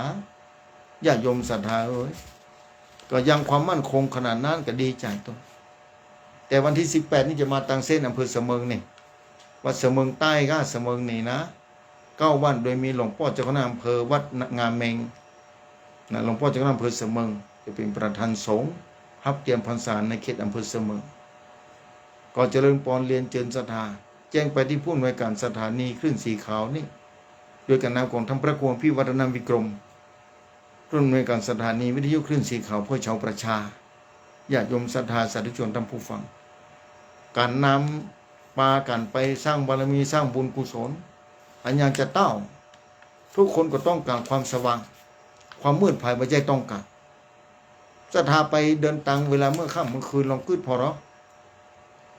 ศรัทธาเดินตังเมื่อคืนเนี่ยถ้าบ่มีไฟจะไปได้วะไฟบ่มีการเดินตังเมื่อคืนอันตรายเต้าใดขนาดไหนแต่ประเทศไทยถึงวันนี้เจริญรุ่งเรืองศรัทธาไฟกิ่งแต่ละที่แต่ละปัดโตประดับนี่จะยุคเข้าสู่สีวิไลแล้วศรัทธาอาตมาขึ้นมาใส่แม่วางเนี่ยตังโดยถนนมาตังเพธรรมโมสังโฆถ้าเพิ่นถามว่าคุณหลงนี่เพิ่นจะแม่จะเงี้ยยังจะฟังอันยังนี่โอ้ท่านอาจารย์อันนี้เพิ่นจะใส่นี่ไฟกิ่งเนอะนี่ฮะไฟกิ่งก็นะนี่เส้นนี้ไฟกิ่งมีด้วยนะนี่อันยังจะปั่นนะน่ะจัดเนี่ยความเจริญรุ่งเรืองเนี่ยความเจริญขึ้นมาในโลกนี้ในประเทศไทยยังสามารถทำได้ว่าเศรษฐกิจบ่ดีการพัฒนาอย่างประยุทธ์ยั้งของรัฐบาลกับประเทศธรรมดาทำไปถึงวันนะเพราะว่าจะเถียงกันนั้นเถียงกันนี่แต่ข้าราชการแต่ละส่วนแต่ละแบ่งกันเอาคนนั่นทำนั่นทำนี่ก็ทำถึงวันถนนขึ้นมากัลยาณิวัฒนะเขาก่อนเป็นหลุมเป็นบ่อไม่ได้มายาคือมันหายหลุมบ่อพ่อมได้ยินข่าวว่าปีหน้านี่จะมีงบมาแล้วจะเทคือมันดีขึ้นมาอันพอแควนน้อยศรัทธาสาธุชนท่านผู้ฟังตังขนาดนี้เพิ่งอาจจะมีสายตายื่นยาวมาพอมากวายอนุโมทนาเนี่ยญาติโยมศรัทธาสาธุชนท่านผู้ฟังตอนนี้เนี่ยออกรายการที่นี่นะจ๋าแล้วก็ประกาศข่าวสารงานบุญศรัทธาวันที่4นะถ้าจำว่าพิษนะกันยานะเป็นวันอายุวัฒนมงคลของหลวงพ่อท่านพระครูอินทยานารังสีเจ้าที่ปรึกษาเจ้าคณะจังหวัดเชียงใหม่วัดพุทธนิมิตรอำเภอจอมทองนี่ในพระเนตรพระการขององค์พระราชาได้ห่างคุณงามความดีของท่านเจ้าหลวงปู่ครูบามาอดีตเจ้าคณะอำเภอจอมทองอดีตเจ้าที่ปรึกษาเจ้าคณะอำเภอจอมทองได้มาเป็นที่ปรึกษาเจ้าคณะจังหวัดในปีนี้จะทำบุญอายุวัฒนมงคลของท่านเจ้าหลวงปู่ครูบามาหรือท่านพระครูอินทยานารังสีอายุ86 ปีเลยพระพุทธเจ้ามา6 ปีแล้วพระพุทธเจ้าแค่80 ปีศรัทธาภัยพ่องฟังวิทยุคืนนี้เลย80 ปีนะยกมือขึ้นคนเดียวนะอาตมาพอบาหารศรัทธาอยู่ที่บ้านเนาะยกมือขึ้นพอนี่80แล้วนะเนี่ยแสดงว่าเลยอายุของพระพุทธเจ้าไปแล้วปัจจัยธรรมดาอยู่ด้วยบุญด้วยกุศลอายุมั่นยืนยาวสุขภาพพลามัยคือแข็งแรงเนื้อศรัทธาเนี่ยญาติโยมศรัทธาสาธุชนท่านผู้ฟังเดี๋ยวจะเปิดสายขึ้นเนื้อศรัทธานะเปิดสายวันนี้เลยเดี๋ยวจะทำท่านพระครูก่อนจะเอาสายที่อำเภอกัลยาณิวัฒนานี่แน่นอนกว่ากะเดี๋ยวสักกรรมเนาะจะเปิดสายคือศรัทธาโทรเข้ามาญาติโยมศรัทธาโทรเข้ามาจ๋าตอนนี้อยู่ที่อำเภอกัลยาณิวัฒนาเนอะญาติโยมศรัทธาวันนี้มาถึงนี่บ่ายๆแล้วเดินตามมาแต่เจ้าแวะเป็นตี้ มาแต่ละที่แต่ละแห่งหุ้นจักศรัทธาประจะสุดตังเออเพิ่นขึ้นมาแว่หันแว่นี่กับแว่อาโทรมาท่านไปไหนจะขึ้นไปปุ่นนะนี่มาแว่นี่ก่อนเนี่ยเอาหุ้นจักกันแว่แว่จ๋ากลัวจะมาถึงได้ศรัทธาเนี่ยเป็นแบบนั้นกันหุ้นจักมากูลเป็นญาติสนิทเหมือนญาตินะญาติโยมศรัทธาแต่ละที่แต่ละแห่งเมตตาธรรมในจิตใจของญาติโยมศรัทธาแต่ละที่นั้นล้นเหลือกุฏิบอกว่าจังหวัดไหนในประเทศไทยเนี่ยขอให้เป็นพุทธศาสนาในบุญญาเขตพระรัตนตรัยนี้นะเป็นพุทธศาสนิกชนเชื่อว่าชาติหน้ามีจากก่อนมีเชื่อว่าบุญมีบาปมีกรรมมีเพราะฉะนั้นบุคคลคนนั้นแม้จะทำชั่วก็ทำได้บ่เต็มที่เป็นจะได้ทำได้บ่เต็มที่ก็เพราะกลัวอย่างกลัวกรรมที่จะมาสนองจัดต่อไปพบต่อไปบุคคลนั้นก็น่าเข้าใกล้ญาติโยมศรัทธาเป็นแบบนั้นแต่เพราะฉะนั้นศรัทธาทั้งหลายถ้าศรัทธาคนไหนเชื่อแบบนี้อาตมาเข้าใจว่าศรัทธาเชื่อถูกแล้วอาตมาเข้าใจว่าศรัทธาทั้งหลายเดินทางถูกต้องแล้วเบื้องต้นสัมมาทิฏฐิทำความคิดถูกต้องแล้วกระดุมเม็ดมะตอมเม็ดแรกกระดุมเชื่อเม็ดแรกถ้าว่าใส่ถูกแล้วถ้ามี8 เม็ดด้วยกันเม็ดต่อไปนี่ถูกหมดละบัลลาเล่เป็นแน่แท้ญาติโยมศรัทธาเพราะฉะนั้นเบื้องต้นเนี่ยสัมมาทิฏฐิพุทธเจ้ายกไว้เส้นตังจะพ้นทุกข์ตรัสรู้อริยสัจสี่แสดงธรรมจักรกับปวัตนสูตรธรรมจักรกับปวัตนสูตรที่เมืองปราณสีแขวงเมืองปราณสีนะปะอิสิปตนะมฤคทายวังจะยมศรัทธาในวันเพ็ญเดือน8ใต้เดือน10เหนือตรงกับวันอาสาฬหบูชาที่จะมาถึงนี้องค์พระสัมมาสัมพุทธเจ้าพอแสดงธรรมจบแล้วพระสงฆ์รูปแรกก็เกิดขึ้นเพราะไม่ได้ดวงตาหันธรรมบวชโดยเอหิภิกขุอุปสัมปทาทันทีพระพุทธเจ้าบวชว่าเธอจงเป็นตู้เจ้ามาเถอะถ้ากำบ้านเมืองเฮานะเธอจงเป็นภิกษุมาเถิดนี่อย่าโยมศรัทธาเป็นแบบนั้นนี่สมัยก่อนนะปัจจุบันนี้พระพุทธเจ้าอนุญาตให้หลายประการในพุทธานุญาตพระธรรมวินัยพระธรรมนี่คือกรรมสอนศรัทธาวินัยนี่คือกรรมสั่งคือทำแบบนี้ต้องทำแบบนี้ถ้าบ่ทำนี่ผิดอันนี้คือคำสั่งแต่คำสอนนี่ใครจะทำก็ได้บ่ทำก็ได้คือผ่านหูไปนะอย่าโยมศรัทธาคือผ่านหูไปนะถ้าผ่านไปแล้วเนี่ยฟังแล้วเข้าใจคนมีปัญญาเนี่ยเป็นธรรมเนาะเป็นบุญเป็นกุศลเนาะเรื่องนี้เอาจะก็ก้อยทำไปอย่างการไหว้พระสวดมนต์เป็นต้นต้องหมั่นไหว้พระสวดมนต์ภาวนาทำไปเตื้อนห้อยเตื้อนหน่อยกินข้าวกำเดียวบ่ใช่ว่าจะอิ่มตึงอินวันข้ามบ่ใช่จานนี้ก็เหมือนกันแล้วมันจะมีจานเดียวจานหน้าก็ยังรออยู่ที่จะต้องไปผมว่าจะไปเกิดที่ไหนตั้งได้ในวัฏสงสารนี้น่าสงสารแค่ไหนมันกันดานทุรกันดานขนาดไหนวันนั้นเรื่องนี้ศรัทธาคืนนี้น่าจะฟังวิทยุเพราะว่ามันทุรกันดานจะได้ท่านอาจารย์เขาบอกทุรกันดานกาใน31ภพภูมินี่นะทุรกันดานนะ31ภพภูมินี่นะทุรกันดานขนาดนักนะบันตี้ก็เป็นถนนลาดยางมาต้อยก็ดีคอนกรีตบางตี้ก็เป็นถนนลูกล้างบางตี้จะเป็นหลุมเป็นบ่อเป็นคูคระนี่อันนี้วัฏสงสารเส้นทางเนี่ยอันนี้การดานก็คือการเวียนว่ายแต่เกิดใน31ตี้31ภพภูมินี่แหละญาติโยมศรัทธาสาธุชนทั้งผู้ฟังอย่างศรัทธาจันนี้มาเป็นมนุษย์เนี่ยถือว่ามาเป็นถนนที่พอดีนะ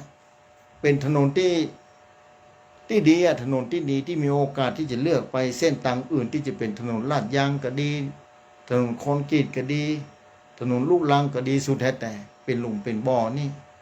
แต่ถนนเส้นที่มาปะเส้นทางเป็นมนุษย์นี่มีโอกาสจะทำดีทำชั่วอยู่ตรงนี้เพราะฉะนั้นนี่แหละจะไปพบต่อไปเนี่ย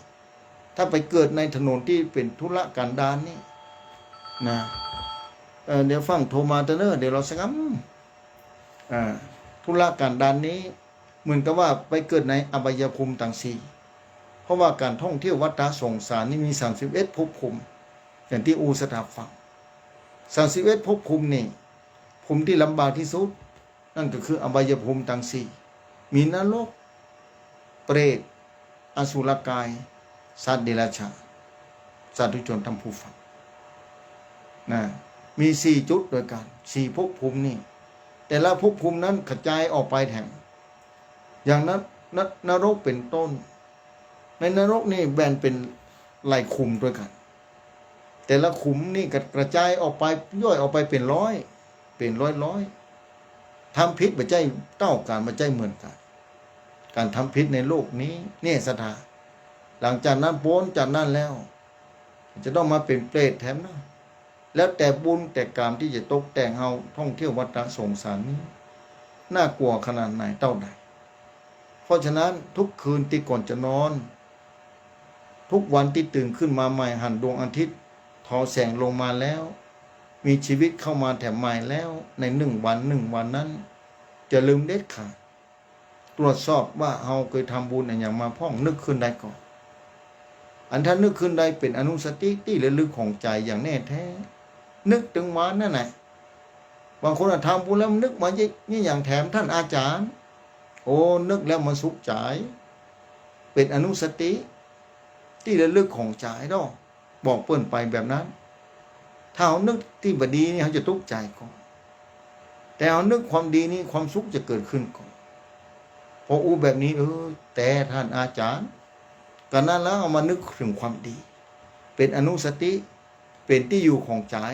เป็นที่ทำงานของใจนั่นคือกรรมฐานนะกรรมฐานฐานนี่เป็นที่อยู่เนาะกรรมะเป็นการกระทำของใจอย่าเขาคิดว่าไปทำบุญที่ห้านที่นี่อันนี้ใจกำลังดำเนินไปเรื่อยๆทำงานไปเรื่อยๆจิตไม่ได้อยู่กับที่สถานจิตนี้จะทำงานตลอดเวลาพอนึกถึงบุญกุศลที่ห้านไปทอดพระป่าทอดกฐินนะไปทำบุญสร้างหันสร้างนี่ไปช่วยเหลือคนนั้นคนกำพร้าพ่องสัตว์จรจัดพ่องอย่างต่างๆนานาญาโยมศรัทธาสาธุชนท่านผู้ฟังนะญาโยมศรัทธาพอนึกแล้วมีความสุขถ้าได้ทำความดีแต่นึกถึงไปขโมยของเพื่อนคนนั้นวันนั้นไปฆ่าคนนั้นไปทำลายคนนั้นเกือบตายนี่มันนึกขึ้นทีหลังโอ้ชาติหน้าจะมีวะหากรรมจะมีแต่กะหามีว่าถ้าบ่มีนี่กับแล้วไปแต่ถ้าเมื่อเชื่อว่าบ่มีปุ๊บนี่ความสุขจะเกิดขึ้นในขณะนั้นว่าเราทำชั่วแล้วบ่ได้ผลนะแต่เมื่อส่งผลขึ้นมาแล้วคนนั้นจะลำบากแค่ไหนแค่พอเอาในยุคปัจจุบันนี่แหละแต่ละคนเนี่ยมีความสุขบ่ใจเต้ากันมีความทุกข์บ่ใจเต้ากันมีความสบายก็บ่ใจเต้ากันศรัทธาสาธุชนท่านผู้ฟังอันนี้เป็นผลของกรรมบ่ใจกาถ้าทำแบบนี้เนี่ยก็กับผมตมาภาพบอกว่าการท่องเที่ยววัฏสงสารนี่มันการด้านต้องฟังเฝ้าทำความดีนึกแต่สิ่งที่ดีเป็นที่อยู่ของใจถ้าเป็นกรรมฐาน40กองนี่ชื่อว่าอันนี้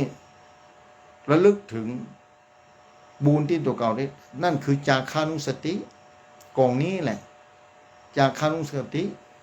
เป็นที่อยู่ของใจถ้านึกถึงศีลตัวเก่า5 ข้อนี้เรามีข้อไหนมันนึกแบบนี้ถ้านึกข้อนี้เราบอกเคยผิดเอาก็มีศีลข้อ1ก็ยังดีมันนึกอยู่แบบนั้นแล้วนี่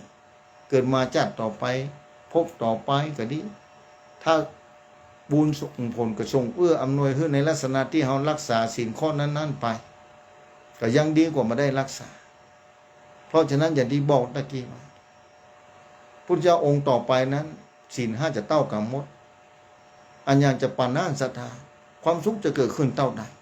ในโลกนี้ถ้ามีศีล5เมื่อกฎหมายบ่ต้องไปล่างสสก็บ่ต้องไปเลือกตำรวจก็บ่ต้องมีทหารก็บ่ต้องมี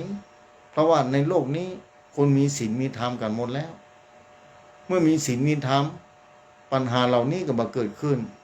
ที่ต้องมีทหารมีตำรวจเพราะคนผิดศีลผิดธรรมนี่แหละเลยต้องมีตำรวจมีทหารพอถึงวันประเทศไทยอย่างบอกตะกี้ ว่านี่ที่ชายแดนประเทศไทยเนี่ยต้องมีทหารเฝ้าอยู่ตลอดเวลานอนก็นอนบ่หลับต้องกำปืนไว้นี่วันนั้นหันหูจักทหารคนหนึ่งบอกโอ้ท่านอาจารย์อยู่ชายแดนนี้วันเด้อกี่อิดเหมือนกันเด้อท่านอาจารย์ถ้าบอกมีอย่างนี้ก็รับสบายนั่นนะ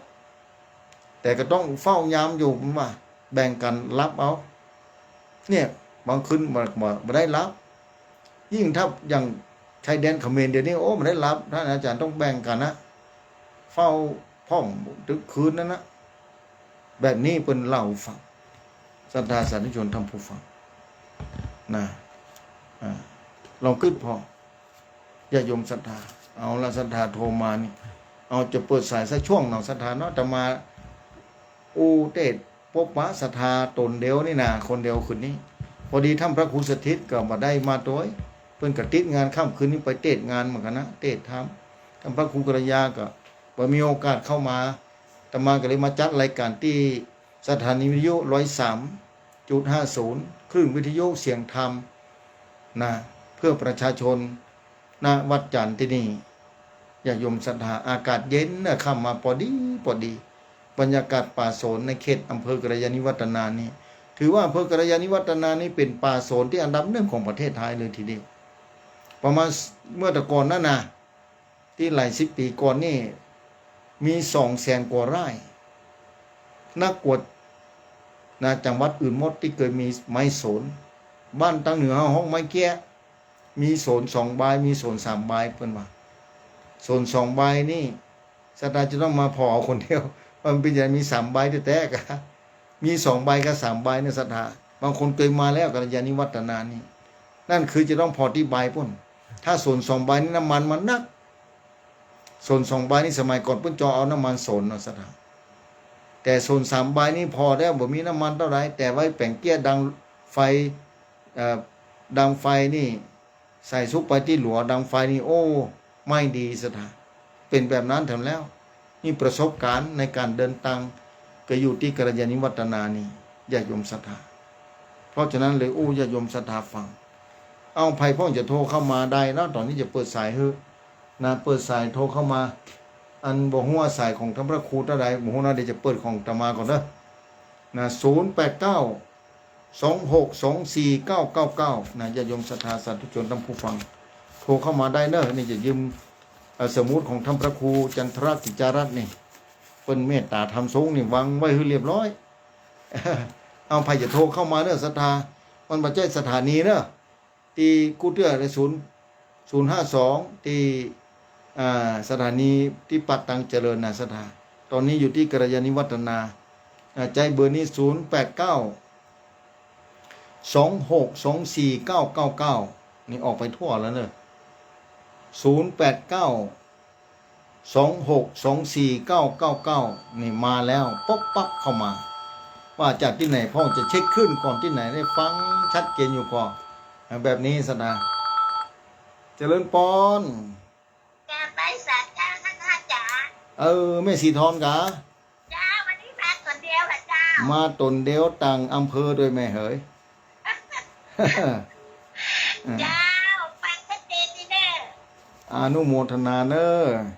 เจ้าไว้สัตว์เจ้าสันปะตองเนาะสปตเนาะเจ้าแม่ของเอาใส่ที่2เนอะจะรับใส่ต่อไปเนอะนั่นเข้ามาแล้วใส่ที่2นะจะรับใส่สักช่วงหนึ่งเดี๋ยวก็มาว่ากันกำหนึ่งเนาะใส่ต่อไปเอาเจริญปอนไปจ้าอาจารย์เจ้าไปฟังกันเด้ออันนี้เสียงแม่เรือนแสงต่อก็เจ้าแม่เรือนบ้านแสงต่ออำเภอวังเหนือลำปางเนาะเจ้าพระอาจารย์ได้ออกเป็นอย่างแต่เจ้ามาได้ออกแม่เหยทุละป้าปังพ่องอินเทอร์เน็ตพ่องโมทนาเนอะแม่เนอะสาธุสาธุสาธุเอาใส่ต่อไปเข้ามาเลย08926249999เจริญปอนเจ้าถ้ามาขอแม่อุ้ยอินฟังนะเจ้าแม่อุ้ยอินเสมอเนอะวันที่เสาร์เนอะแม่เนอะเพิ่นจะมาทำบุญที่หนาข้างก็จะมาค่ะมาด้วยกันนะกับแม่เหยเจ้า3 องค์นั่นเนาะ3 ตัวนั่นนะอู้กันนะแต่ถึงวันนั้นพอก่อนเนอะลดลายจะได้นะถ้าพระครูเพิ่นก็จัดการไว้ให้เรียบร้อยนะเขามามันมาที่วัดอันแต่เมื่อห้วยพอกเนี่ย นะอาจารย์ อ๋อมาห้วยคอกวัดหลวงพ่อเจ้าคณะอำเภอเก่าแต่ก่อนนะ จ้า วัดเสมอแม่ห้วยค ไม่ อก ว่าจะไปอยู่เพราะว่าชื่อตัวดินนี่จะต้องตัวดินไปถวายท่านเขาอยู่เองนะ หมดนานเนอะแม่เนอะ คนน้อยเองนะเนาะ อากาคนละเม็ดสองเม็ดเอาละดูเลยว่าตัวดินเขาว่าคนกินเนี่ยมาเอาเจ๊เที่ยวกินมาได้เยอะดูเล่นดูเลย ทุนลงรอยเป็นอารมณ์ดีหลวงพ่อครูบานะหมดนานเนอะแม่เนอะ 0892624999ตะกี้แม่อุยอินเนอะแม่อุยอินนะอำเภอเสมิงนี่นะบ้านแม่สาบเสมิงนี่นะแม่อุยอินแม่สาบเสมิงเนอะเอาใส่ต่อไปอย่ารับบัตรมาจากที่ไหนเช็คขึ้นก่อนที่ไหนพ่องฟังอยู่เอาเจริญปอนเอาดังๆหน่อยเนอะเจริญปอนเจริญปอนที่ไหนแม่ แม่สีวันน้ำปลาน้ำเจ้า แม่สีวานเนาะ เจ้า ลำปางเนาะแม่เนาะ เจ้า บ้านอย่างเราแม่ บ้านเก่าตกนะ บ้านกลางต้งอ๋อกลางต้ง แม่พักเพื่อจะเป็นประจำพระเจ้า อำเภอเมืองอะแม่ อำเภอเมืองเจ้า ลำปางรอปอเอาอยู่ดีมีสุขเลยแม่เนอะ เจ้า ศูนย์ เดี๋ยววันไหนเก็บเกี่ยวการที่นี่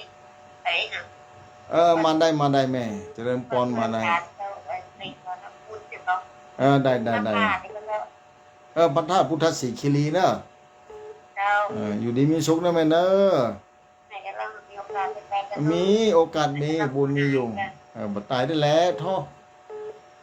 อยู่ดีมีสุขเนอะ เจ้า เอาใส่ต่อไปเจริญปอน เอาแต่ว่าเจ้าแม่บุไรบุญคนเจ้าเลยเจ้ามาหนุ่มประมาณ แม่บุญหลายเนาะแม่เนาะ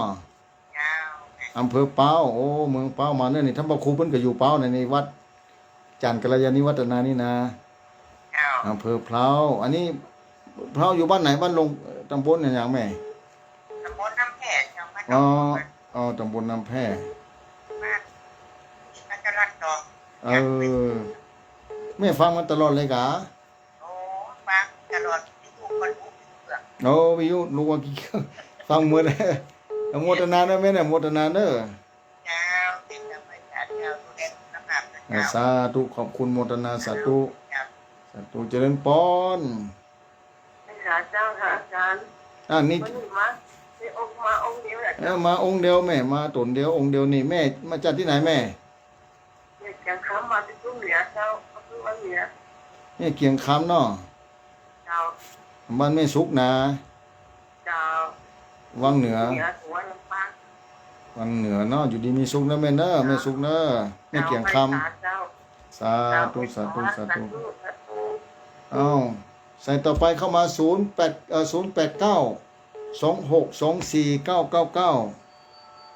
เอาเจริญปอน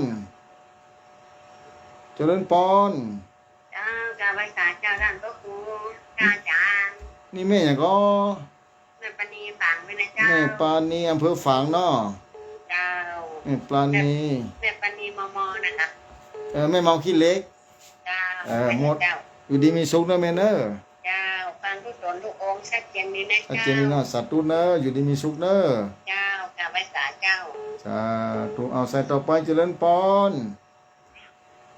เจริญปอน เจ้าเป็นลูกเจ้า ที่ไหนตอนไหนแม่จะไหน ไม่น้อมเจ้า แม่น้อมตาจางเนาะ เจ้า แม่น้อมบัดตาจางวนรอเวียงหนองน้องฟังอยู่นะแม่เนาะ เจ้าฟังผู้ตุ่มองค์เดียวนี่ได้ฟังตุ่มเดียวจ้ะ ฟังตนเดียวอาทิตย์หน้า3ตนแม่ เจ้า วนรอเวียงหนองร่องลำปูนเอาอยู่ดีมีสุขเนอะเอาใส่ต่อไปเอาดีก็089ที่จะปลั๊กนะ0892624999นะภายพ้องฟังอยู่เมืองน่านจะมาแป้จะมาได้เนอะลำปางได้เมืองฝางพุ่นที่ไกลๆเมืองฝางนะไล่ที่ละปูนนี้ได้แล้วนะเหลือก็เมืองฝางพ่องเชียงไฮ้พ่องเอาเข้ามาเลยเจริญปอน จากที่ไหน สาธุเจ้า แม่อย่างก็ แม่ แม่บัวจันทร์เนาะ เจ้าเจ้า แม่บัวจันทร์อยู่แม่บัวจันทร์อยู่ไหนอยู่บ้านไหน แปดเจ้า จังหวัดแพร่เนาะ เจ้า แม่บัวจันทร์อันแพร่อยู่อำเภอไหนอำเภอไหน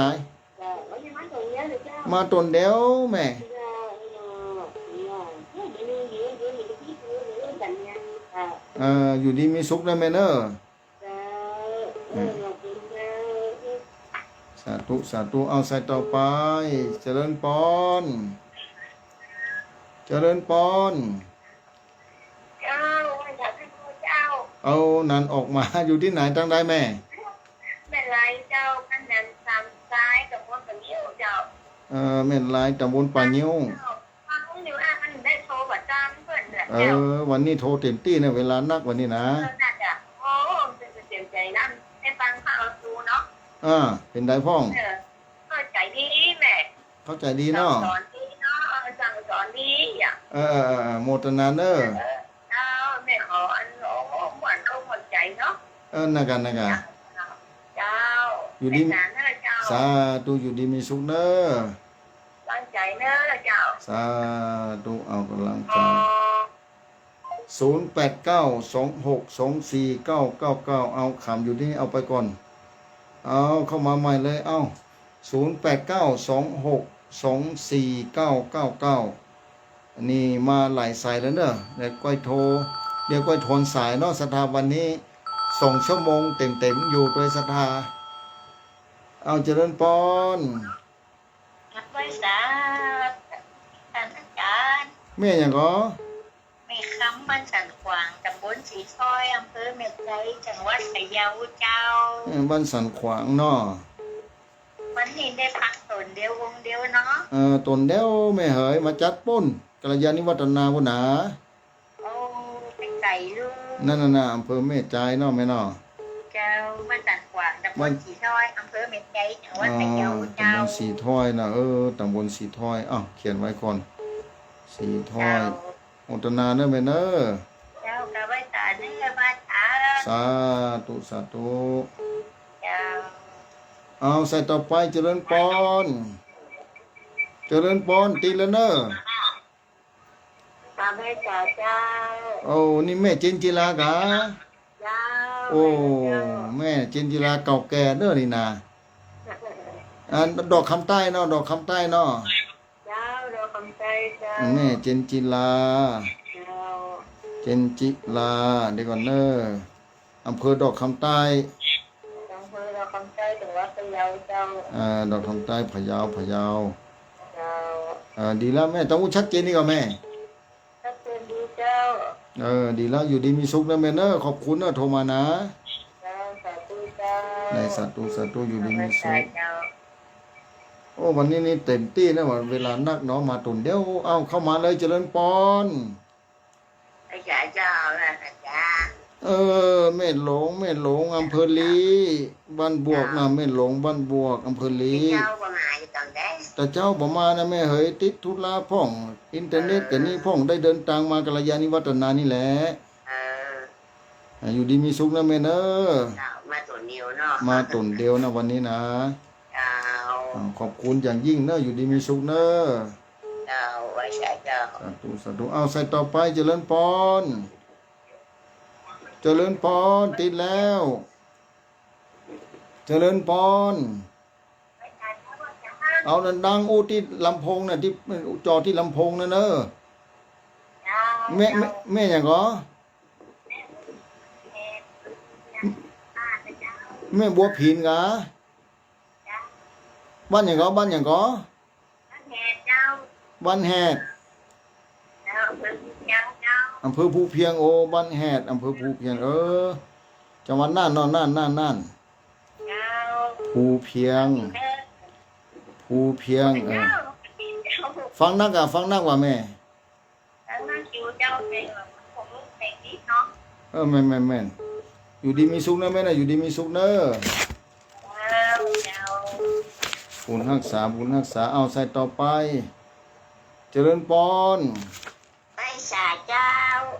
ท่านต่างแต่บุญคือยังคือเราคงได้สำหรับเจ้าเด้อแม่แสงทองเจ้า แม่แสงทอง นี่เด้อวันนี้มีตื่นเดียวเลยเจ้า มีตนเดียวแม่แสงทองบ้านปางเนาะ เจ้า ตำบลคือเวียงเนาะ เจ้าแต่มึงคือยังเจ้า คือเวียงโอ้ดอก มันกำลังใจเนอะ คือเวียงดอกคำใต้นะแม่เนาะ เจ้า โมตนาโมตนา เจ้ามาตื่นเดียวเจ้าวันนี้ ตนเดียวแม่เฮ้ย เออ อยู่ดีมีสุขเนอะ เจ้าไว้สาเจ้า สาธุเอ้าเจริญปอนเจริญปอน เอาไว้สอบแล้วมาสักการไว้สาเจ้า จัด ประจำหลังคารเจ้า แม่อย่างก็ แม่คนที่แม่คนที่แห่งบัวไต้เหรอเจ้า หนองบัวใต้เนาะ เจ้าไปเลยข้าวตูนหมูทุกเด็ดหนอก อำเภอพานกันแม่ เจ้าอำเภอพาน แม่บัวอย่างแม่บัวทิพย์อีกเหรอ เจ้าพอที่ แม่พรทิพย์แม่พรทิพย์ อายุ85ละ โอ้แม่พรทิพย์เด้อนี่โอ้ นอนฟังนี่จะเล่นเล่นไปไหนอะ อำเภอพานเนาะ โอ้เทียบดีแค่ดีว่า ฮะ ท่านเทียบดีแค่ดีว่าท่านมหาหลวงพ่อเดือด อันนั้นมาเป็นตุ๊กเจ้าธรรมดานี่แหละแม่เฮ้ยพระวรรณชัย แล้วเทียบดีแค่ดีว่าพ่อเล่นไปไหนอะนอนฟังส่งสมองอ่ะ อันกาเท่ดี พ่อพูดจะนักเลยอะ อันกาอยู่ดีมีสุขนะแม่เนอะแม่เขาโตนนี่ ใครตั้งไปได้ก็ถึงชิดเดียวนะ เอาสิบเตื้อแล้วนะ มือแปดหมดอ่ะ โอ้มือไม่มือแปดหมดเลย แล้วก็เดี๋ยวกับเราวันเสาร์หน้าหรอก ที่หน้า วันที่หน้าเนอะ ยาว อยู่ดีมีสุข มา3 องค์เนาะ ที่หน้าถ้าจะสามโตน3 องค์นะแม่เนอะ กูเทพถูกใจขนาดเนาะโอ้โหใครใครได้ไหว้สาวอ่ะค่าเยี่ยดีค่าถึงว่าเรากำลังเก็บนี่นะ อ่า แล้วก็มีคนโตมาเนี่ยมันต้องตอบเลยเดี๋ยวผมไม่ซื้อมันซื้อไปหมดอ่ะฟังไหม แม่ ถ้าเขาโทรมาจะได้ประจำเป็นต้องตอบ อนุโมทนาแม่ เราแย่ดีแย่คือลุงดอยเนาะที่ลุงงานจำคุณครับแม่ยกสีขาวเนาะถ้าคุณโทรมาคุณตอบเลยลุงไปหมดอ่ะ อ๋อ เราแย่ดี อยู่ดีขอบคุณอยู่ดีมีสุขเนอะอยู่ดีมีสุขเนอะจ้าตัวแม่พรทิพย์แม่เขาวังตั้งให้เครื่องนึงฟังโทรมาเท่านั้นเครื่องนึงเพิ่นโทรมาเครื่องนึงอันจะติดอันตะพุ่นอันตรายขอบคุณนะแม่เนอะอยู่ดีมีสุขเนอะเอาเจริญปอน ขอบคุณไปตาเจ้าท่านอาจารย์ นี่แม่หยังนี่แม่หยังแม่ฟองจานก้า แม่นะเจ้า แม่ฟองจาน บ้านแม่วัง แม่เขาวังเนาะ บ้านแม่วังอำเภอพัน อำเภอพันเจียงไฮ้เนาะโอ้แม่เขาวังฟังนั่งอยู่เนาะ เจ้าก็พันจังวันแต่อะไรว่ามันตอบคนคนหน้า แม่น ใจคนเนาะวันนี้มาส่วนเดียวกับเจ้า วันนี้มาตนเดียวแม่เอ๋ย โอ้ยกับเจ้าไปดูให้ เป็นหยัง คิดละแกเนาะหอ ธรรมดาเเจ้าเป็นกำลังใจให้เจ้า ขอบคุณอยู่ดีมีสุขเนอะ สาธุ สาธุ เจ้า นี่บ้านแม่เขาวังนะแม่ฟองจานแม่เขาวังอำเภอพันจังหวัดเชียงรายเอาใส่ต่อมาเข้ามาแถมเจริญปอนหลุดไปแล้วเอาเข้ามาเจริญปอนเจ้ากำไรสาเจ้า แม่อย่างนี้แม่อย่าง ต่อไปได้แดงเจ้า แม่พินกะ ไม่ใส่พินเจ้า แม่ใส่พินเนาะแม่ใส่พินแม่แม่ใส่พิน ชัดเจนดีเลอร์ท่าน อนุโมทนาเนอะแม่เป็นได้พ่อฟังวันนี้ตรงฝ่ายโดยแดน ชัดเจนดีเจ้า แดนเนาะโมทนาเนอะแม่เนอะ บุญดอยบุญตกกับเจ้า ตกอยู่ในตอนบ่ายตะกี้กัลยาตกนักเนอะ เจ้าหนาวแล้วเนาะ อากาศเย็นนะเพนา เจ้า อยู่ดีมีสุขเนอะ เจ้ากำไรสาเจ้า ขอบคุณอนุโมทนาเนอะเอาเจริญปอนกำไรสาเจ้าเป็นนาคาพยาวเด้อ นี่แม่รัดดาบ้านห้วยเขากำว่าแม่ เจ้า อำเภอจูน แม่ติดกีฬาบุรีเจ้า อำเภอจูนเนาะ เจ้า แม่รัดดาห้วยเขาก ให้ดูกำลังใจ ทนาอย่างยิ่งนะแม่เนอะห้วยเขากำเอาสถาโทรมาเบอร์หนึ่งนั่นขอไว้ก่อนเนอะสถาเนาะมันรับใส่บัตรกันนะสาธุสาธุเนาะสาธุขอประกาศสตาด้วยเนาะที่ฟังวิทยุอยู่โทรมาให้เบอร์หนึ่งนั้นตมากำลังถ่ายทอดสดทาง Facebook ไลฟ์ต้องขอเมตตาอภัยโทยประสามารถจะรับใส่ได้ในเบอร์หนึ่งนั้นต้องถ่ายทอดออกอากาศจากนั้นแล้วขอตัวเนอะขอตัวนะเบอร์นี้ขอก่อนนะโทรมาที่0892624999เนอะโยมที่อำเภอลีน่าจะเป็นอำเภอลีนะที่โทรมานะขอก่อนเนาะ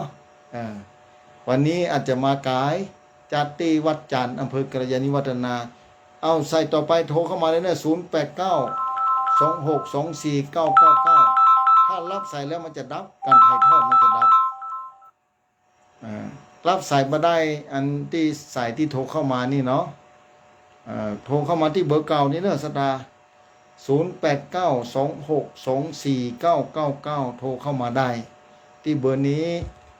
เบอร์ตะกี้ที่โทรเข้ามาสายเบอร์นั้นอันนี้ถ่ายทอดออกอากาศอยู่เดี๋ยวเครื่องมันจะดับ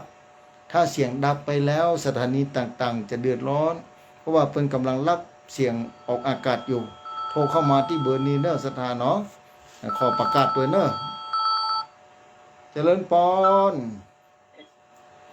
เจริญปอนเราไม่สักเจ้าพระอาจารย์นี่น้ำมันลงจากบริการ ไม่ใส่ทองกะซับเจนนี่เจ้าวันนี้มาตนเดียวนะเจ้ามาตนเดียวเนอะไม่เหย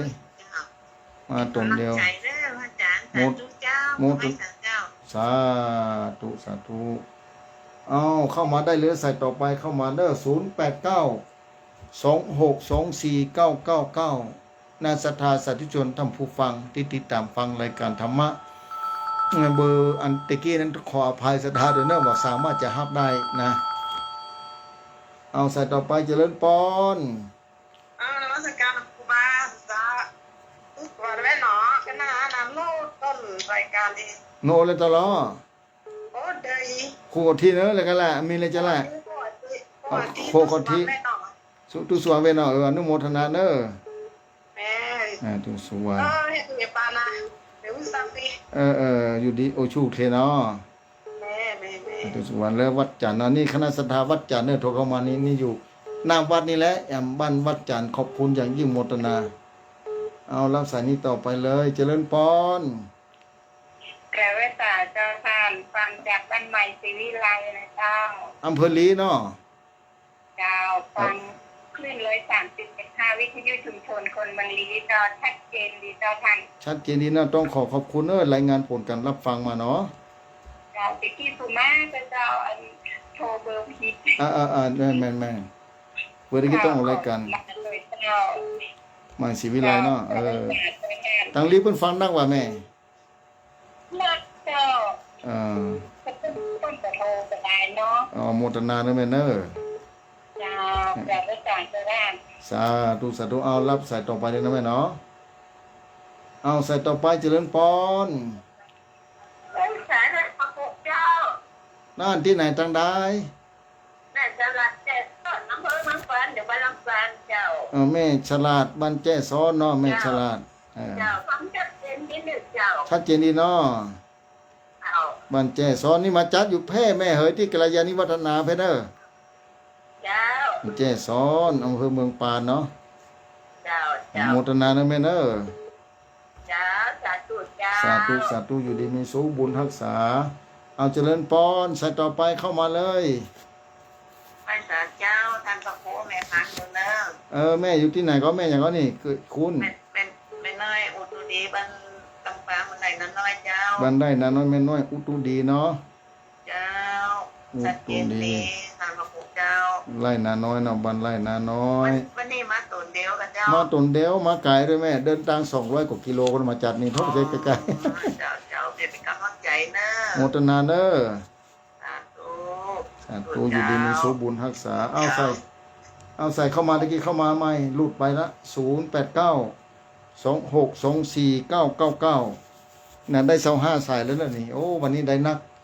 นะเหลือเวลานักอยู่เนอะ10 กว่านาทีโทรเข้ามาอู้จากันได้ แสดงผลการรับฟังได้บอกว่าอำเภอไหนของจังหวัดไหนนะจังหวัดนั่นก็ได้แล้วหลุดไปแล้วเข้ามาไหม0892624999เจริญปอนเจริญปอน ครับ โทรจากที่ไหนปอออกกา โอ้จากทหารครับ จังหวัดน่านเนาะป้ออย่างเหรอ พ่อหมวก ป้อหมวกเนาะอยู่บ้านไหนป้อหมวกเอ๋ย ผู้ประภัยครับ อยู่ป่าพายนะบ้านป่าพายเนาะ ไทย ป่าพายอำเภอไหน เฮอรี่ อำเภอลีอำเภอลีบ้านป่าพายอำเภอลี เฮอรี่ลำพูน ชัดเจนดีเนาะ ชัดเจนดีครับฟังจากท่านรวม ท่านดวงเนาะต้องขอบคุณเจ้าของสถานีด้วยเนอะนะครับ ส่วนผลมันลีนะ สาธุขอบคุณเนอะปอเนอะป้อหมวกเนอะ ครับ สาธุ ฟังจังหวะอยู่นี่ วันตึงวันอยู่เนอกขอบคุณเนอะ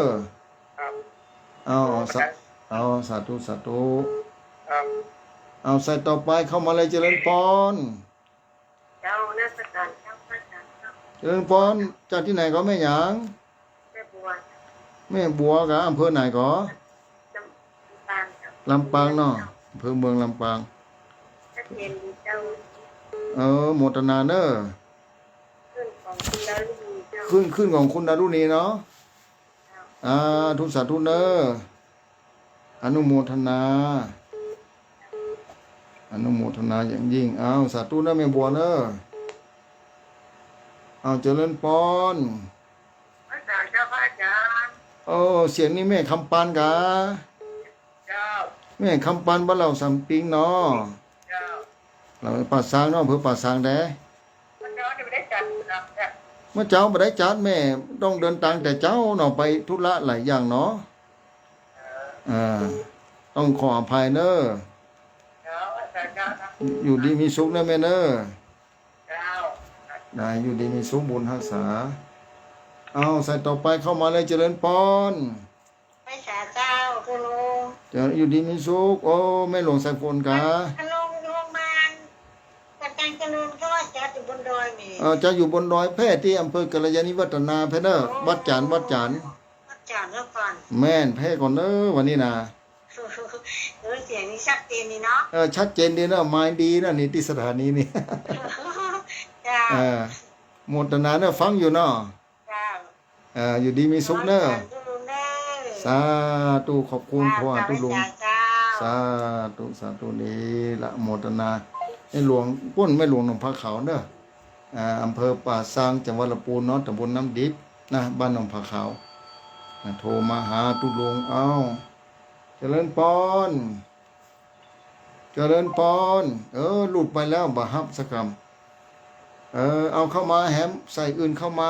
เบอร์นี้เปิ้นบ่กล้าฮับสกรรมบ่กล้าหลุดไปเสร็จแล้วเอาโทรเข้ามาใหม่0892624999บ้านห้วยเขตแห้งบ้านตีเขตมาตายเข้ามาเลยวัชรพงษ์นะเข้ามาเด้อโทรเข้ามาอู้จ๋าไผ่พ่องฟังอยู่089226นี่วัดไหนหมุนนี่เอาเจริญปอน ไปใส่ตังจ้า นี่ที่ไหนตั้งได้แม่ อยู่พระราชลีเจ้า แม่อย่างก็ ไม่ทำเจ้า แม่ทำกะ เจ้า แม่ทำบ้านผาลาดลีเนาะ เจ้า ผาลาดนี่ฟังนักว่าแม่ ว่างนักเจ้าเป็นปฐมบัตตา เนาะ เจ้า หมด เมื่อไหร่ก็ต้องบัตตามาดักบัตตา วันนี้เวลานักแม่เปิดโอกาสคือเต็มที่เนาะ เจ้า ขอบคุณนะแม่เนอะ กุฏิกุศลกุฏิโอมาเจ้า อยู่ดีมีสุขบุญรักษาเนอะ ไว้ใส่เจ้า สาธุเอาใส่ต่อไปเข้ามาเจริญพรติดแล้วเจริญพรหลุดไปแล้ว เข้ามาใหม่0892624999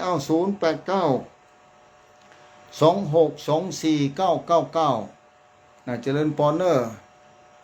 ขอบคุณเนอะทำพระครูพิพิธพัฒนาสารนะวัดห้วยบงเปิ้นกำลังติดชมมาอยู่ที่ หน้าจอต้องขอบคุณเด้อท่านเจ้าเจ้าคณะตำบลแม่แดดแจ่มหลวงขอบคุณในเมตตาธรรมนะครับเด้อท่านเจ้า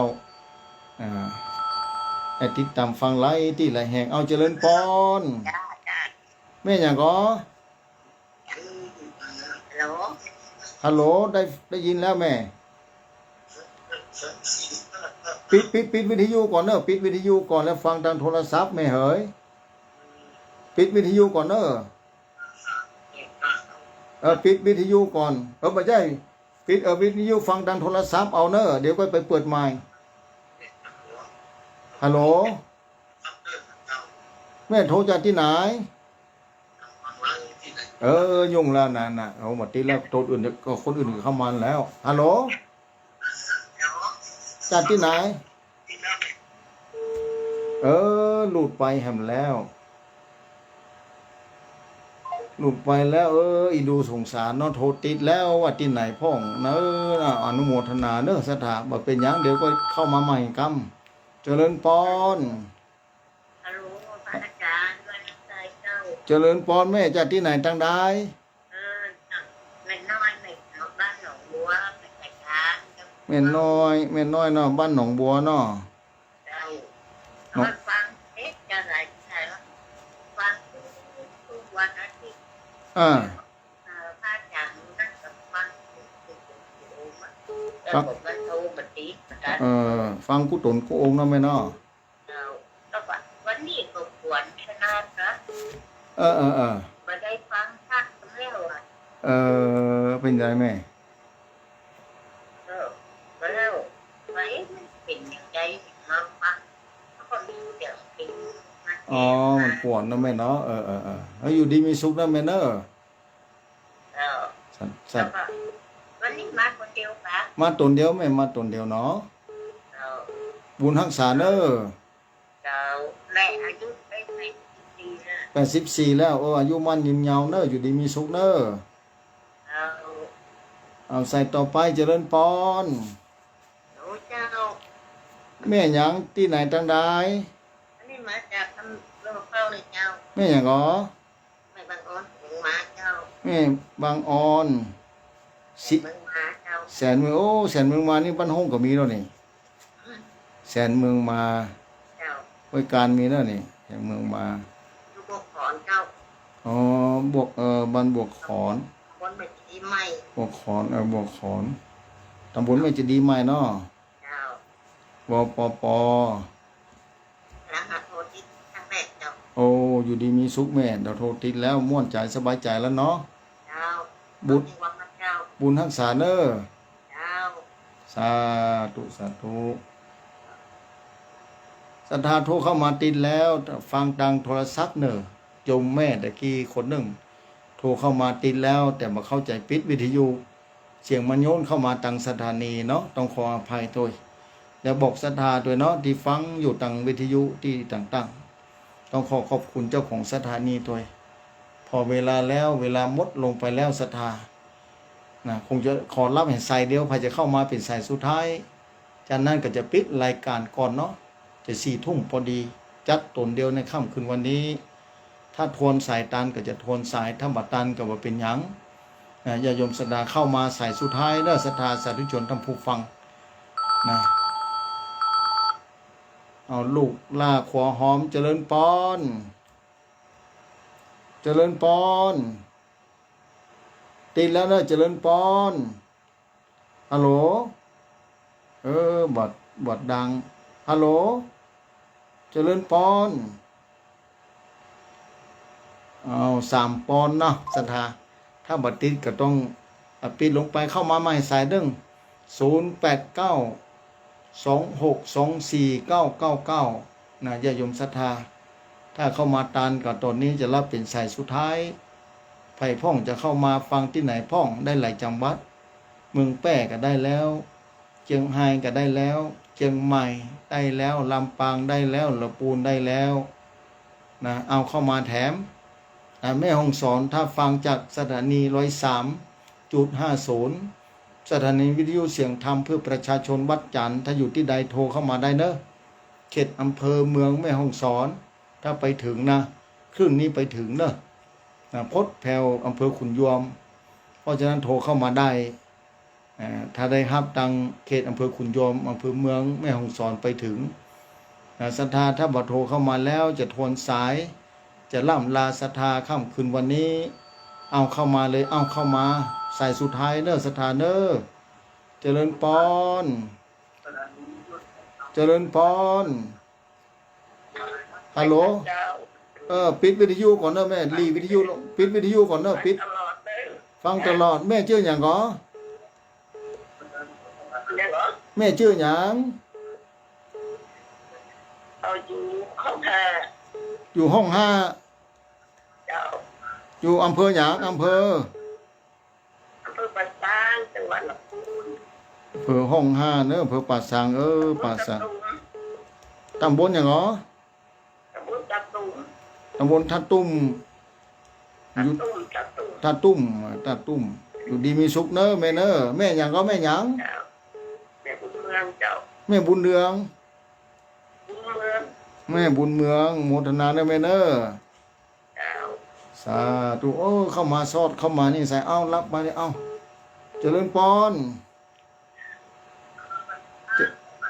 เจริญปอนไว้สาเจ้าที่ไหนทางใดดงหันนาคเจ้าแม่อย่างก็แก้วศิลากัญญาโอ้ใส่สุดท้ายเลยเนอะนี่นะแถมใส่สุดท้ายแม่สุกแก้วโมทนาเนอะแม่สุกแก้วเนอะไว้สาเจ้าเป็นละกัญญาอยู่ดีมีสุขบุญรักษาไว้สาเจ้าสาธุนะเอาใส่สุดท้ายพอดีปิดโทรศัพท์ก่อนเนอะสถานเนอะสาธุชนท่านผู้ฟังทุกท่านที่ติดตามฟังรายการค่ำคืนวันนี้เวลาได้หมดลงไปแล้วนะพอเวลาแล้วน่าจะทวนใส่บัตรดานใจเย็นนะใส่ต่อไปคงรับบัตรได้แล้ว เวลาหมดลงไปพอดีน่าเสียดายที่โทรเข้ามาจ้าไปหน่อยหนึ่งตอนนี้เหลือเวลา4 นาทีเท่าอันที่ต้องละเวลาให้กับเจ้าของสถานีต่างๆในค่ำคืนวันนี้ขอขอบคุณเจ้าของสถานีต่างๆการทวนใส่คงบัตรดานแล้วค่ำคืนวันนี้ต้องขอขอบคุณสถานี103นะ103.50 เสียงธรรมของประชาชนบ้านวัดจันทร์และท่านพระครูจันทรกิจจาระเจ้าคณะตำบลบ้านจันทร์เจ้าว่าวัดบ้านจันทร์เป็นอย่างยิ่งที่อำนวยความสะดวกในการออกอากาศสถานีวิทยุค่ำคืนวันนี้และเจ้าของสถานีต่างๆต้องขอขอบคุณเป็นอย่างยิ่งเวลาได้หมดลงไปแล้วเนอะสถาสาธุชนท่านผู้ฟังปากันวันอาทิตย์หน้าวันเวลาเดียวกันนี้2 ทุ่มเป็นต้นไปแต่ค่ำคืนวันนี้อาตมาภาพเก้ากับผมอาตมาภาพพระวรรณชัยชยานันโทวัดพุทธศิคิรีตำบลบ้านแปะอำเภอจอมทองจังหวัดเชียงใหม่ได้มาดำเนินรายการสถานีจัดที่วัดจันทร์ที่นี่ในความเมตตาของท่านเจ้าท่านพระครูจันทรกิจจาระค่ำคืนวันนี้ขอนำรายการท่านผู้ฟังไปก่อนบุญใดกุศลใดที่ครูบาอาจารย์เจ้าญาติโยมศรัทธาสาธุชนได้กระทำแล้วตั้งแต่อดีตจู่โจทย์เราถึงปัจจุบันชาตินี้คือเป็นพระวาปัจจัยคือญาติโยมศรัทธาสาธุชนท่านผู้ฟังทุกท่านทุกคนแล้วกับเจ้าของสถานีทุกๆที่กูแห่งกูสถานี